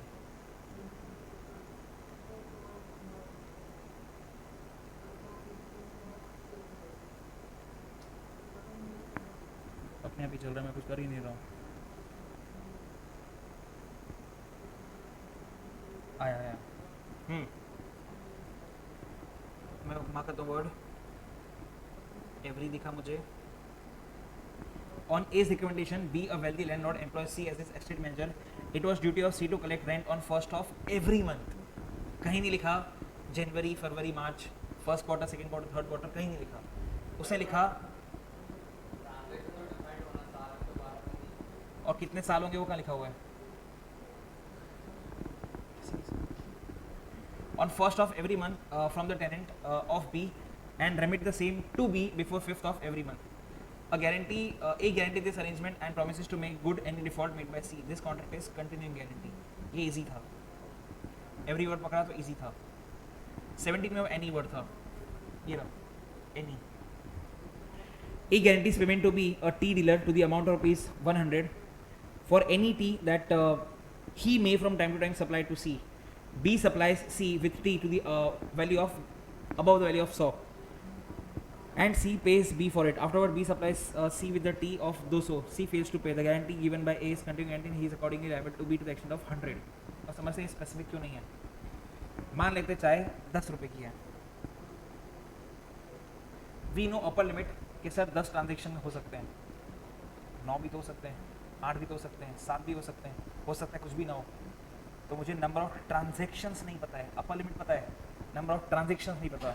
और मैंने अपने नोट के अंदर क्लियरली नंबर ऑफ ट्रांजेक्शन्स लिखा हुआ है सर, वेरी स्पेसिफिकली, कि अगर नंबर ऑफ ट्रांजेक्शन्स डिफाइंड हैं तो specific, number of transaction defined नहीं है तो कंटिन्यू गारंटी। बुक में से पढ़ते हैं एक बार। टाइप्स ऑफ गारंटीज, गारंटी में भी classified under 2 categories. A, specific guarantee, a guarantee which extends to a single debt or a specific transaction is called specific guarantee. The surety's liability comes to an end when the guaranteed debt is duly discharged or the promise is duly performed. Example भी दिया हुआ है। A guarantees payment to B of the price of 5 bags of rice to be delivered by B to C and to be paid for in a month. B delivers 5 bags to C, C pays for them. This is a contract for specific guarantee. Clearly हमने बोला 5 bags because A intended to guarantee only for the payment of the price of the first 5 bags of rice to be delivered one time. Continuing, a guarantee which extends to a series of transactions is called a continuing guarantee. A surety's liability continues until the revocation of guarantee, जो partnership में था कि sir revocation हो जाता है continuing guarantee का। The essence of continuing guarantee is that it applies not to a specific number of transactions but to any number of transactions and makes the surety liable for the unpaid balance at the end of the guarantee. दोनों example हमने already नहीं करे, पढ़ लेते हैं। 13, on A's recommendation B a wealthy landlord, same ही तो है बे, नीचे वाला अच्छा 100 रुपये 10,000 हो गया, 220 इन्फ्लेशन आ गया, कोई बात, सेम एग्जाम्पल है सर। इंडेमनिटी गारंटी पे आते हैं। 5 पॉइंट दिख रहे हैं मुझे, इनमें से हम 3 पॉइंट ऑलरेडी कर चुके हैं, देखते हैं कौन सा। फर्स्ट डन, उसके बाद पर्पस डन, लास्ट वाला कंपिटेंसी डन। इंडेमनिटी के अंदर दोनों पार्टीज कंपिटेंट कॉन्ट्रैक्ट होना चाहिए, गारंटी के अंदर अगर प्रिंसिपल डेटर कंपिटेंट नहीं है तो भी चलेगा, पढ़ चुके हैं। तो पहला पॉइंट और आखिरी 2 पॉइंट हमारे ऑलरेडी हो चुके हैं सर, ठीक है, वो पढ़ लेते पहले। फर्स्ट पॉइंट पे आते हैं, number of parties / parties to the contract. There are only 2 parties, namely indemnifier and indemnified. यहाँ पे there are 3 parties, creditor, principal debtor and surety. Purpose, indemnity के अंदर reimbursement of loss, यहाँ पे security of the creditor, हमने भी लिखा था वहाँ पे ऊपर सेम चीज़। Competency अभी भी पढ़ के आ रहे हैं। All the parties must be committed to contract, both indemnifier और indemnified. बाजू में in case of contract or guarantee where a minor is a principal debtor, the contract is still valid. माशाल्लाह। तो 12 पॉइंट्स 1 2 3 4 5 6 7 7 में से हमको 3 पॉइंट ऑलरेडी आते हैं। हम फिर अच्छा पॉइंट करते हैं दिमाग वाला, नेचर ऑफ लायबिलिटी। एक बार में याद हो जाएगा अगर उसको लॉजिकली पढ़ रहे हैं तो। जहाँ पे इंडेमनिटी के अंदर लिखा हुआ है the liability of indemnifier is primary and unconditional, guarantee में लिखा हुआ है the liability of surety is secondary and conditional. ऐसा आपको लिखा हुआ मिलना चाहिए। और कितना ज़्यादा लॉजिकल लिखा हुआ है कि सर अगर इंडेमनिटी होल्डर का या प्रॉमिसी का या इंश्योर्ड का कुछ नुकसान हुआ तो एक ही जन के पास जा सकता है, and that is insurance company. और उसके पास ही जाएगा और किसी के पास नहीं जाएगा, और इंश्योरेंस कंपनी को ही पैसा देना पड़ेगा। तो प्राइमरी एंड अनकंडीशनल। यहाँ बात करें गारंटी में तो सर क्रेडिटर पहले जाएगा डेटर के पास, अगर वो पैसा नहीं देगा तो वो आएगा श्योरिटी के पास। तो श्योरिटी का लायबिलिटी सेकेंडरी हो गया क्योंकि प्राइमरी प्रिंसिपल डेटर का हो गया, और अगर वो नहीं देगा तो मैं दूंगा, वो कंडीशनल हो गया। तो वहाँ पे it is primary and unconditional, यहाँ पे it is secondary and conditional. कितना लॉजिकल लिखा हुआ है। तो nature of liability should be again very easy. Time of liability पे है, अगेन ये तो बिना दिमाग वाला पॉइंट है सर। गारंटी के अंदर जब डेटर हगेगा तब श्योरिटी का लायबिलिटी आ जाएगा, और इंडेमनिटी के अंदर जो भी वो कंटिजेंसी थी वो हुई तब लायबिलिटी आ जाएगी। ठीक है। टाइम पीरियड भी इजी है सर, इसमें बताना पड़ेगा डेटर को श्योरिटी को कि भाई मैं पैसा नहीं दे पाऊंगा, तू दे दे। और इंडेमनिटी के अंदर आपको पता पड़ गया, आप ऑटोमेटिक काम स्टार्ट कर दोगे बिना किसी के कुछ बोलने का वेट करें। एक पॉइंट नहीं पढ़ा है, सिर्फ right to sue third party पे इतना पढ़ लेते हैं। नेचर ऑफ लायबिलिटी पाते हैं। The liability of indemnifier is primary and unconditional. Guarantee के अंदर the liability of the surety is secondary and conditional, as a primary liability is that of principal debtor. ठीक है। फिर टाइम ऑफ लायबिलिटी बहुत ज़्यादा आसान point. The liability of indemnifier arises only on the happening of contingency. Car का accident होना वो सब कंटिजेंसी। यहाँ पे the liability arises only on the non performance of the existing promise और non payment of an existing debt by principal debtor. Time period भी वही। Guarantee के केस में श्योरिटी को बोलेगा प्रिंसिपल डेटर कि भाई तू पैसा दे दे, मैं नहीं दे पाऊंगा, तो surety will act upon it. वहाँ पे जैसे एक्सीडेंट हुआ इंश्योरेंस कंपनी अपना काम शुरू कर देगी बिना कुछ बोले। तो indemnifier need not act at the request of indemnity holder, वो अपना काम करना स्टार्ट कर देगा। तो घूम फिर के सिर्फ एक पॉइंट बचा जो थोड़ा सा अजीब है, right to sue third party. ये पूरा आसान है और ये भी फर्स्ट हाफ बहुत आसान है, पढ़ते हैं एक बार। गारंटी के अंदर पहले पढ़ चुके हैं, रिपीट है हमारे लिए। इससे कहाँ पढ़ा था इसको हमने इसको पढ़ा था इम्प्लाइड कॉन्ट्रैक्ट के अंदर। Surety can proceed against principal debtor in his own right because he gets all the rights of creditor after discharging the debts. जो पैसा श्योरिटी ने क्रेडिटर को दे दिया वो श्योरिटी डेटर से रिकवर कर लेगा। ये हम पढ़ चुके हैं। आगे जाके इसको पढ़ेंगे, पर आगे जाके वर्ड थोड़े भारी हो जाएंगे। लिख देता हूँ एक बार यहीं पे।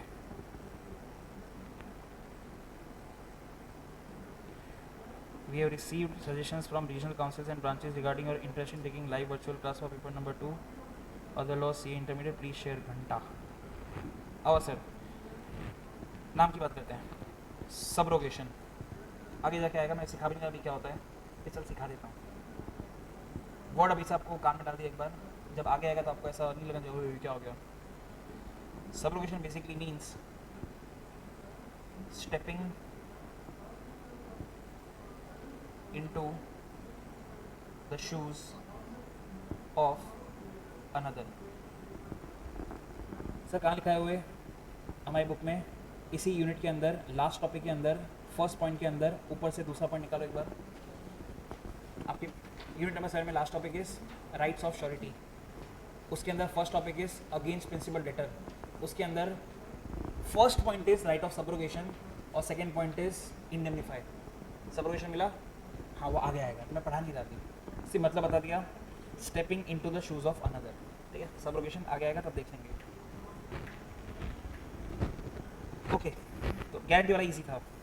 बाजू में आते हैं इंडेमनिटी के अंदर। Indemnifier cannot sue third party for loss in his own name as there is no privity of contract. कितना ऑब्वियस पॉइंट है सर। अगर एक्स की कार ठोक गई जिसका इंश्योरेंस था, ये x है और ये y है, इस केस के अंदर x y को सू कर सकता है और y x को सू कर सकता है। In any case insurance company Y को सू नहीं कर सकते because there is no privity of contract, ठीक है। वो फर्स्ट हाफ में लिखा हुआ है विच इज़ वेरी इजी। देख वापस पढ़ता हूँ। Indemnifier insurance company can not sue a third party for loss in its own name as there is no privity of contract. यहाँ तक इजी है, लॉजिकल है, मैं आपको डायग्राम क्लिप सिखा दिया। आगे थोड़ा ट्रिकी है सर। हाउएवर वो सू कर सकता है इन case of assignment in his favour, ऐसा उसके आगे लिखा हुआ है डिफरेंस बिटवीन के अंदर। मतलब समझते हैं। सपोज हमारे केस के अंदर इस कार का टोटल डैमेज हो गया beyond repair. In that case क्या होगा सर? इंश्योरेंस कंपनी एक्स को पूरा पैसा दे देगा कार का, माइनस जो भी उनको करना होगा वो सब करने के बाद में उठाना है बीओडी, बाद में उठाना क्या भी उठा रही है, इंपॉर्टेंट है वो इंपॉर्टेंट है। इंश्योरेंस कंपनी ने एक्स को पूरा पैसा दे दिया। कितना ऑब्वियस है, अभी जो कार है एक्स की, ये कार हो जाएगी इंश्योरेंस कंपनी की। मतलब एक्स ने अपना कार इंश्योरेंस कंपनी के नाम पे कर दिया, इसको हम प्यार से बोलते हैं असाइनमेंट। सर अब जब कार इंश्योरेंस कंपनी की हो गई, अब ये वाई को सू कर सकता है। That is second half. देख, such a right would arise only if there is an assignment in his favour. Exam के लिए काम का नहीं, बट आपको आना चाहिए जो भी बुक में लिखा हुआ है। एग्जाम में तो मैक्सिमम क्वेश्चन आ सकता है, ये डिफरेंस बिटवीन 6 मार्क का, 6 पॉइंट से भी काम चल जाएगा, बट आना चाहिए आपको लिखा हुआ कि क्या मतलब होता है उसका। पढ़ सकते एक बार, एल वेट, ठीक है। सारे पॉइंट्स आसान हैं, स्पेशली फर्स्ट, सेकंड और आखिरी के 2, ये 4 पॉइंट सबसे आसान है, जो आप बिना वापस पढ़े भी लिख सकते हो एग्जाम में। बाकी 3 में से कोई 2 आपको जो अच्छे लगे, ये और कॉल वेटिंग डन। छोटा सा ब्रेक लेते हैं, मुझे भूख लग रही है खतरनाक, मैं कुछ खाऊंगा। ये 2 टॉपिक कर लेते हैं क्योंकि दिमाग इसमें ही है, फिर 2 टॉपिक और कर लेते हैं, आसान है। Nature and extent of sureties liability section 128, तीनों जगह एक ही बात लिखी हुई है, बस एक डिफिकल्ट वर्ड आ जाएगा जिसको मैं डिकोड कर देता हूँ। कहाँ गया हाँ कुछ भाई नहीं है, को एक्सटेंसिव बंद कर दिया मैंने उसको। जो सपोज पूरा diagram is liability of principal debtor, in that case उसका exact shadow, pink and white fulfil कर, बैंक फिल कर, पूरा fill in the blank. Liability of dash, माशाल्लाह। इस कंसेप्ट को बोलते हैं, जो वो डिफिकल्ट वर्ड लिखा था बुक में आपके, को एक्सटेंसिव, साथ साथ चलना।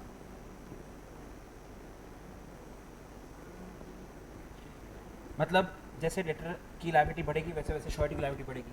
अल्टीमेटली अगर डेटर ने खुद ही पैसा दे दिया खुद का और उसकी लायबिलिटी हो गई 0, तो श्योरिटी की लायबिलिटी हो जाएगी 0। पढ़ लेते हैं एक बार।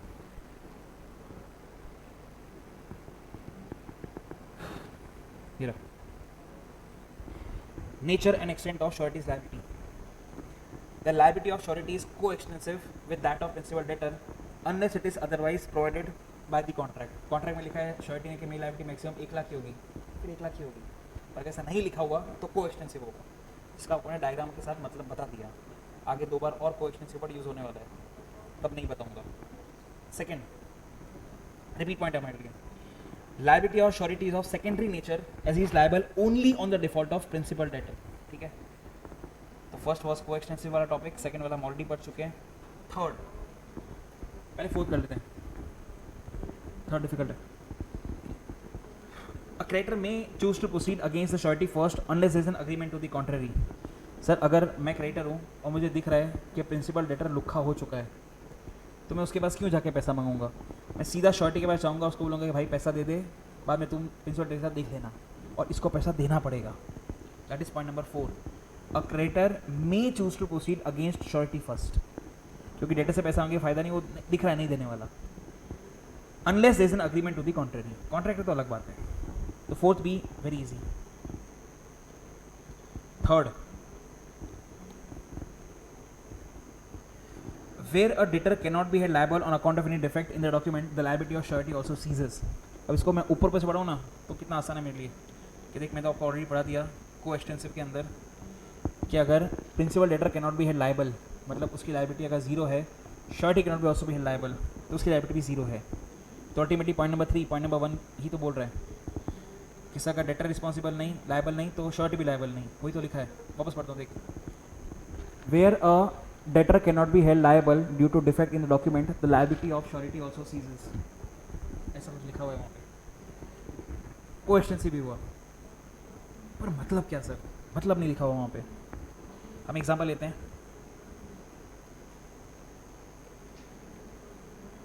इनवैलिड स्टैम्प ड्यूटी, जो कॉन्ट्रैक्ट और गारंटी बना उसके अंदर जो अमाउंट था उसके हिसाब से स्टैम्प ड्यूटी लगनी चाहिए थी, वो स्टैम्प ड्यूटी गलत है सर, मतलब कॉन्ट्रैक्ट ही नहीं है, कॉन्ट्रैक्ट ही गलत है। तो डेटर डिस्चार्ज, श्योरिटी पे डिस्चार्ज, उसका मैंने सिर्फ आपको एग्जांपल दे दिया, इनवैलिड स्टैम्प ड्यूटी। और भी बहुत कुछ हो सकता है, ये बेस्ट एग्जांपल है डिफेक्ट इन द डॉक्यूमेंट का। 7.6 पे आ जाते हैं। अच्छा पॉइंट, आपको कुछ समझ में नहीं आएगा पढ़ के, पर हम फिर भी ट्राई करते हैं। वे two persons contract with a third person to undertake a certain liability and also contract with each other that one of them shall be liable only on the default of the other, the third person not being a party to a contract, the liability of each of such two person to the third person under the first contract is not affected by the existence of the second contract, although such third person may be aware of its existence। वापस पढ़ लो एक बार, वापस भी समझ नहीं आएगा, example से वो और डिफिकल्ट हो जाएगा, ट्राई कर सकते हैं आप, मैं वेट करता हूँ। फिर हम ब्रेक लेते हैं छोटा सा 5 मिनट का।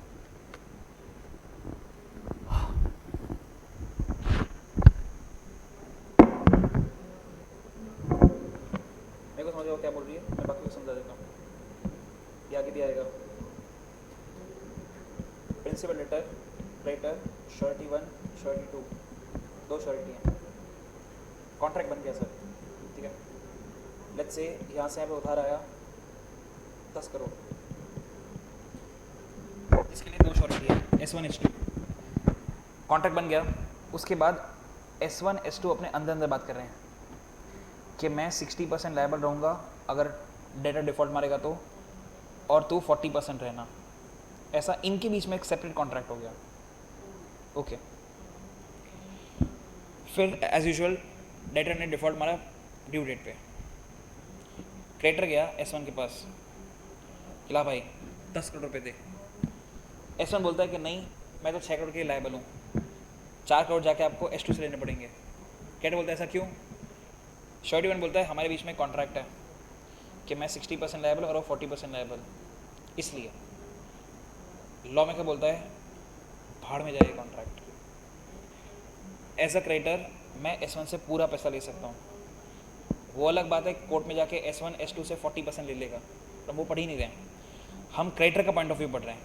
कैसा क्रेडिटर S1 से S2 से दोनों से 10 करोड़ रुपये ले सकता है, उसको कोई फ़र्क नहीं पड़ता S1 S2 के बीच में क्या कॉन्ट्रैक्ट है, इरिस्पेक्टिव ऑफ दैट वो अपना पूरा पैसा ले सकता है। यही बोल रही थी तू, वापस पढ़ते हैं एक बार। Where two persons contract with a third person to undertake certain liability and also contract with each other that one of them shall be liable only on the default of the other, the third person not being a party to such contract, the liability of each of such two persons to the third person under the first contract, जो original contract था, is not affected by the existence of the second contract. Although the third person may have been aware of its existence, कोई फर्क नहीं, किसी जाके पैसा ले सकता है being a creditor। कुछ काम करनी था, सेक्शन 132। तो यहाँ पे सीखने जैसा was co-extensive, वो डायग्राम कि जैसी लाइबिलिटी डेटर की वैसी लाइबिलिटी श्योरिटी की,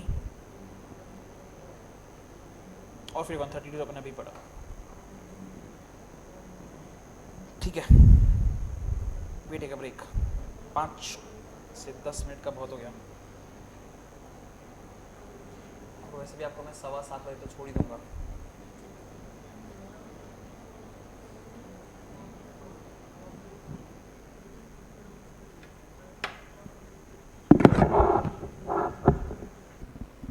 डिस्चार्ज ऑफ श्योरिटी, पहले दो तो बहुत बड़े टॉपिक्स हैं, हम लास्ट वाला कर लेते हैं। शुड टेक 15 मिनट्स मैक्स, तो घर जाने का मस्त। निमोनिक अभी बता देता हूँ एक बार, डिस्कस कल कर लेंगे अपन। कल लेक्चर है वो अच्छा है, अपना यूनिट नंबर 7 खत्म हो जाएगा फ्लो में, पूरा कनेक्टिविटी में। रिवोकेशन यहाँ पे लिख रहा हूँ, सिर्फ डिस्कस नहीं करें अपन आज।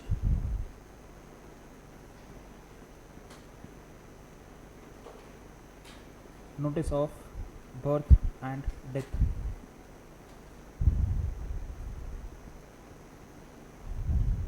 नेक्स्ट,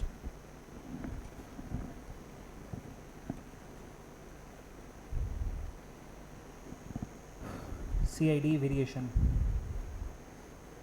इसमें वेरिएशन बहुत ज़्यादा इंपॉर्टेंट है। सेक्शन में लिख देता हूँ उसका बाजू में 133, ठीक है। सिर्फ एक ही जगह सेक्शन लिखा मैंने पहले 2 बॉक्स में, क्योंकि वेरिएशन इंपॉर्टेंट है। लास्ट वाला कर चुके हैं सेक्शन नंबर के साथ 142, 143 एंड 144, ठीक है। तो हम अभी जो डिस्कस कर रहे हैं वो सिर्फ ये 3 ही कर रहे हैं और हम लेक्चर को ख़त्म कर देंगे। आपको ही पढ़ना है, तीनों पॉइंट पढ़ के मुझे बताओ आपको तीनों में कौन सा एक वर्ड कॉमन मिला। 142 एग्जाम्पल दिया है, 143 2 एग्जाम्पल दिए हैं, 144 एग्जाम्पल दिया है। अब तीनों पॉइंट पढ़िए, एग्जाम्पल भी आप ही पढ़ रहे हो, मैं कुछ भी नहीं करने वाला। आपको मुझे तीनों पॉइंट पढ़ के सिर्फ ये बताना है कि आपको तीनों में क्या कॉमन मिला, और हम शायद लेक्चर ख़त्म कर देंगे। फिर जल्दी करिए, आंसर राइट है। मार्क करो मैं एक बार। ए के अंदर इनवैलिड, बी के अंदर इनवैलिड और सी के अंदर नॉट वैलिड। ये हमने क्यों डिस्कस किया? क्योंकि वही आपका टॉपिक है sir. Bye the invalidation of contract of guarantee. तो मेरे लिए याद करना कितना आसान हो गया। इनवैलिडेशन के अंदर तीनों पॉइंट के अंदर इनवैलिड या नॉट वैलिड लिखा हुआ है। नियमनिक तो हम पहले कर चुके, MCA डिस्कस भी हम कर चुके, एग्जाम का हम क्वेश्चन भी कर चुके, और उसका तरीका भी बता दिया आपको एग्जाम में लिखने के लिए कि आपके आंसर के अंदर इनवैलिड नॉट वैलिड आना चाहिए। पढ़ते हैं एक बार और लेक्चर खत्म करते हैं। By the invalidation of contract of guarantee, ठीक है, थ्योरी क्वेश्चन है 4 मार्क का। पहला, guarantee obtained by misrepresentation, section 142। Any guarantee which has been obtained by means of misrepresentation, काम की बात जो मैं आपको सिखा चुका, is made by the creditor. Diagram के अंदर लिखा था हमने, मुझे अभी भी याद है, शायद ब्लैक कलर से लिखा था, लाल, ये रहा, ये वाला एरो, ठीक है, क्रेडिटर से श्योरिटी की तरफ।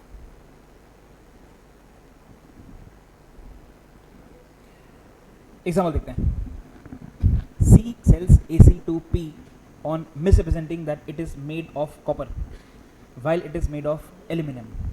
झूठ बोला आपने। S guarantees for the same as surety without the knowledge of fact that it is made of aluminum।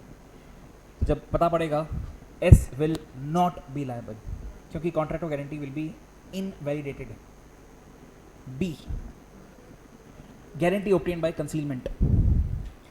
Any guarantee which the creditor has obtained by means of keeping silence as to material circumstances important is invalid।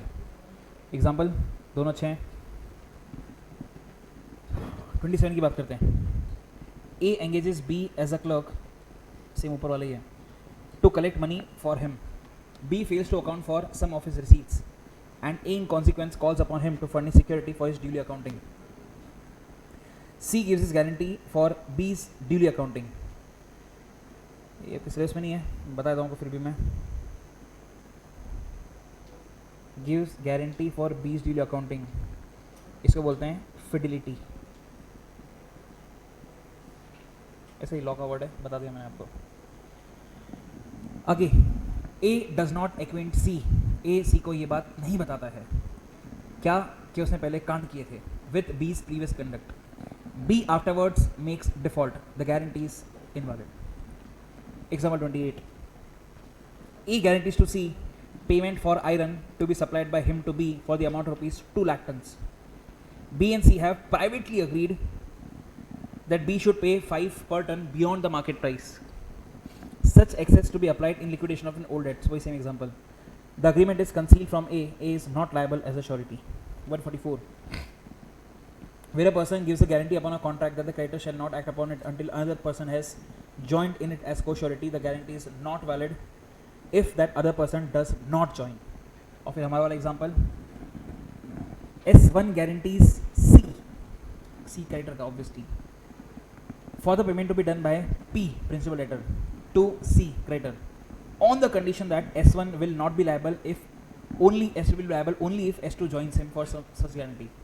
S2 does not give his consent. Here S1 will not be liable. तो जो पढ़ा था वही है, कुछ नया नहीं है. तो इसको मैं बेसिकली काट देता हूँ. ठीक है, थ्योरी क्वेश्चन 4 मार्क का. बाजू वाले कैटेगरी से हम डायग्राम बना लेते हैं, फिर उसको डीप में पढ़ लेंगे. 4 पॉइंट्स कवर कर रहा हूँ मैं इसके अंदर. नोटिस, बर्थ, डेथ और वेरिएशन. 4 पॉइंट में खत्म करूंगा एक डायग्राम से. ठीक है, तो डायग्राम पे फोकस करते हैं.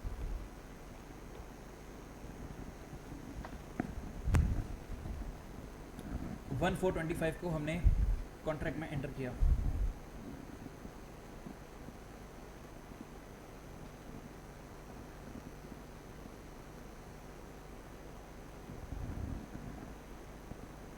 कॉन्ट्रैक्ट ऑफ गारंटी मेड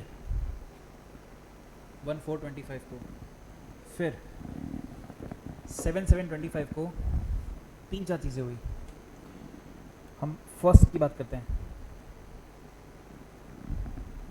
ठीक है, ये कॉमन है सब में. अब हम फर्स्ट पॉइंट की बात करते हैं. सब 1425 हमने जो दिया था दैट वाज कंटिन्यूइंग गारंटी. मतलब हमको आता है ऑलरेडी. कोई कजिन वाला एग्जांपल कि साल भर मेरा कजिन मेरे पास ही रहने वाला है, जब भी वो आए तेरे पास रेड बुल लेना, उसको रेड बुल दे देना, पैसा वो दे देगा, नहीं देगा तो मैं दे दूंगा. फिर ऐसे ही दुकान से मैं पास हो रहा था 7/7/2025 को, और जाके ऐसे इंक्वायरी करी दुकान के अंदर कि भाई मेरा कजिन आया कि नहीं आया. दुकान वाला कि हाँ सर आया, रोज़ आता है. इनका पैसा देता है कि नहीं देता? बोलता है सर नहीं देता. या कोई बात नहीं, मैं दे दूंगा. कितना रेड बुल पिया उसने? बोला सर टोटल अभी तक 4, 5, 6 और 7 दिन 97 डेज़ हुए अब तक, और 97 के अंदर वो डेज़ के अंदर वो 970 रेड बुल्स पी चुका है. दिन का 10 लेके जाता है वो. मैंने कहा नाइस, एक काम करना, कल से अगर वो आए तो उससे खुद ही पैसा लेना, मैं नहीं दूंगा. मतलब मैंने 7/7 को, क्योंकि मेरी फट गई, रिवोकेशन दे दिया सर ऑफ कंटिन्यूइंग गारंटी.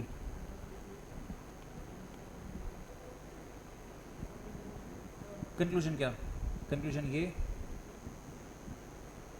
इस पीरियड में उसने जितनी भी red bull P, which in my example was, जैसे डेथ ऑफ श्योरिटी हुआ कॉन्ट्रैक्ट खत्म हो गया, पर श्योरिटी की डेथ के पहले उसका लायबल नहीं लिख सकते, estate liable,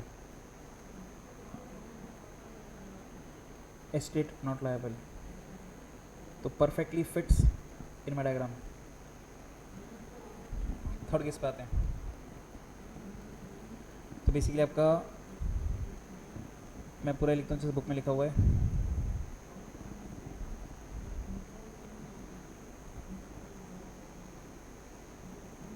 notice of revocation of continuing guarantee.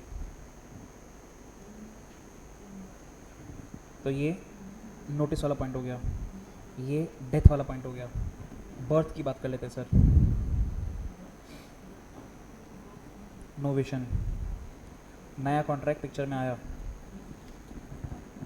Let's say 1425 से 7725 तक जो कॉन्ट्रैक्ट हुआ था, वो कॉन्ट्रैक्ट था कि क्रेडिटर डेटर को सप्लाई करेगा राइस.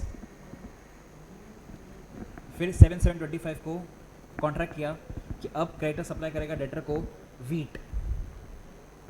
This is novation. बड़ा चेंज है, छोटा नहीं, बड़ा चेंज है. कितना ऑब्वियस है. 7725 तक राइस के लिए श्योरिटी लायबल, 7725 के बाद राइस के लिए श्योरिटी नॉट लायबल. वीट के लिए लायबल, हम वीट की बात ही नहीं कर रहे, हम राइस की बात कर रहे हैं. तो सर राइस के लिए यहाँ पे जो भी ट्रांजेक्शन हुए श्योरिटी लायबल, और यहाँ पे पुराने वाले ट्रांजेक्शन के लिए श्योरिटी नॉट लायबल. और नोवेशन हो गया आपका बर्थ, क्योंकि नया कॉन्ट्रैक्ट पिक्चर में आ चुका है। एनहेंस आपने यहाँ पे निमोनिक शायद लिखा हो, notice of birth and death. आगे बात करते हैं।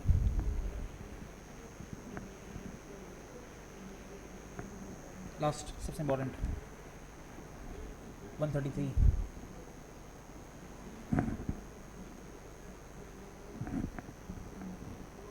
Variation between debtor and creditor without consent of surety. अब जो भी चेंज करा होगा उन्होंने, भाव बढ़ा दिया, भाव कम कर दिया, जो भी करा, कुछ ना कुछ वेरिएशन हुआ कॉन्ट्रैक्ट के अंदर जिसमें आपने श्योरिटी का कंसेंट नहीं लिया। पर सर श्योरिटी डिस्चार्ज हुआ ठीक है, पर वेरिएशन के पहले जो ट्रांजैक्शन हो गए उसके लिए तो श्योरिटी लायबल है और वेरिएशन के बाद लायबल नहीं है।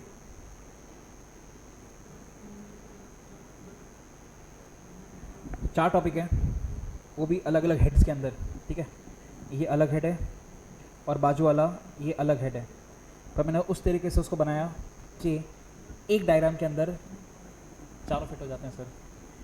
Notice of birth and death भी और वेरिएशन भी, और कलर स्कीम से आपको मैंने उसका अलग बाइफिकेशन करके भी दे दिया, कहाँ पे क्या हो रहा है देख सकते हैं, पढ़ सकते हैं, लिख सकते हैं, जो भी आपको करना है। मैं 2 मिनट वेट कर रहा हूँ। समझाया नहीं मैंने, पढ़ा भी नहीं मैंने, सिर्फ डायग्राम बना के दे दिया आपको, जिसको हम कल डीप में जाके पढ़ेंगे। कल वापस डायग्राम ही बनाऊंगा।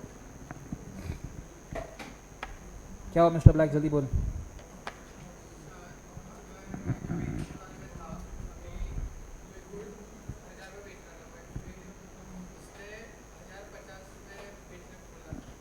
वेरिएशन हुआ नहीं, वेरिएशन हुआ। अभी बात समझो, ये भी नोवेशन वाला ही केस है। पहले कॉन्ट्रैक्ट किसके बीच में था?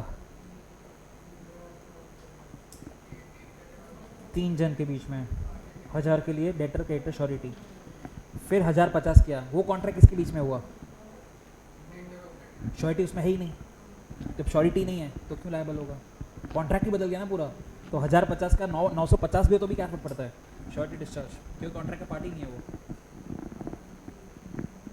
कलर स्कीम कर रखी है मैंने, ग्रीन ब्लैक, वापस ग्रीन और पिंक।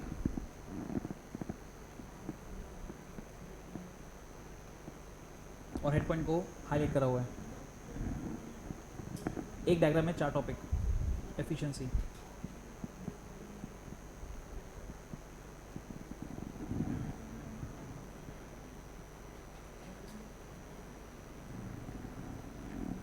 उसका फ़ोन नहीं आया भैया का, वापस फ़ोन लगा उसको।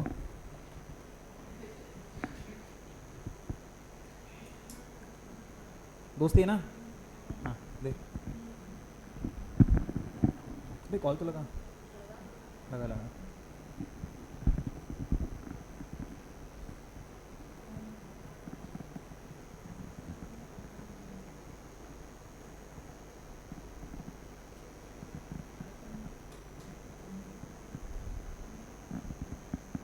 और फ़ोन ही नहीं उठाया तेरा गया भूल जाओ उसको।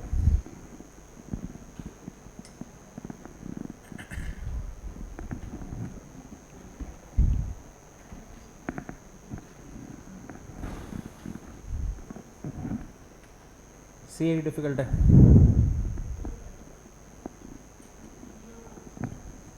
लिखा तो जा सकते हैं, हो गया तो जा सकते हैं। यूनिट 7 का खत्म हो जाएगा, यूनिट 8 आधा हो जाएगा।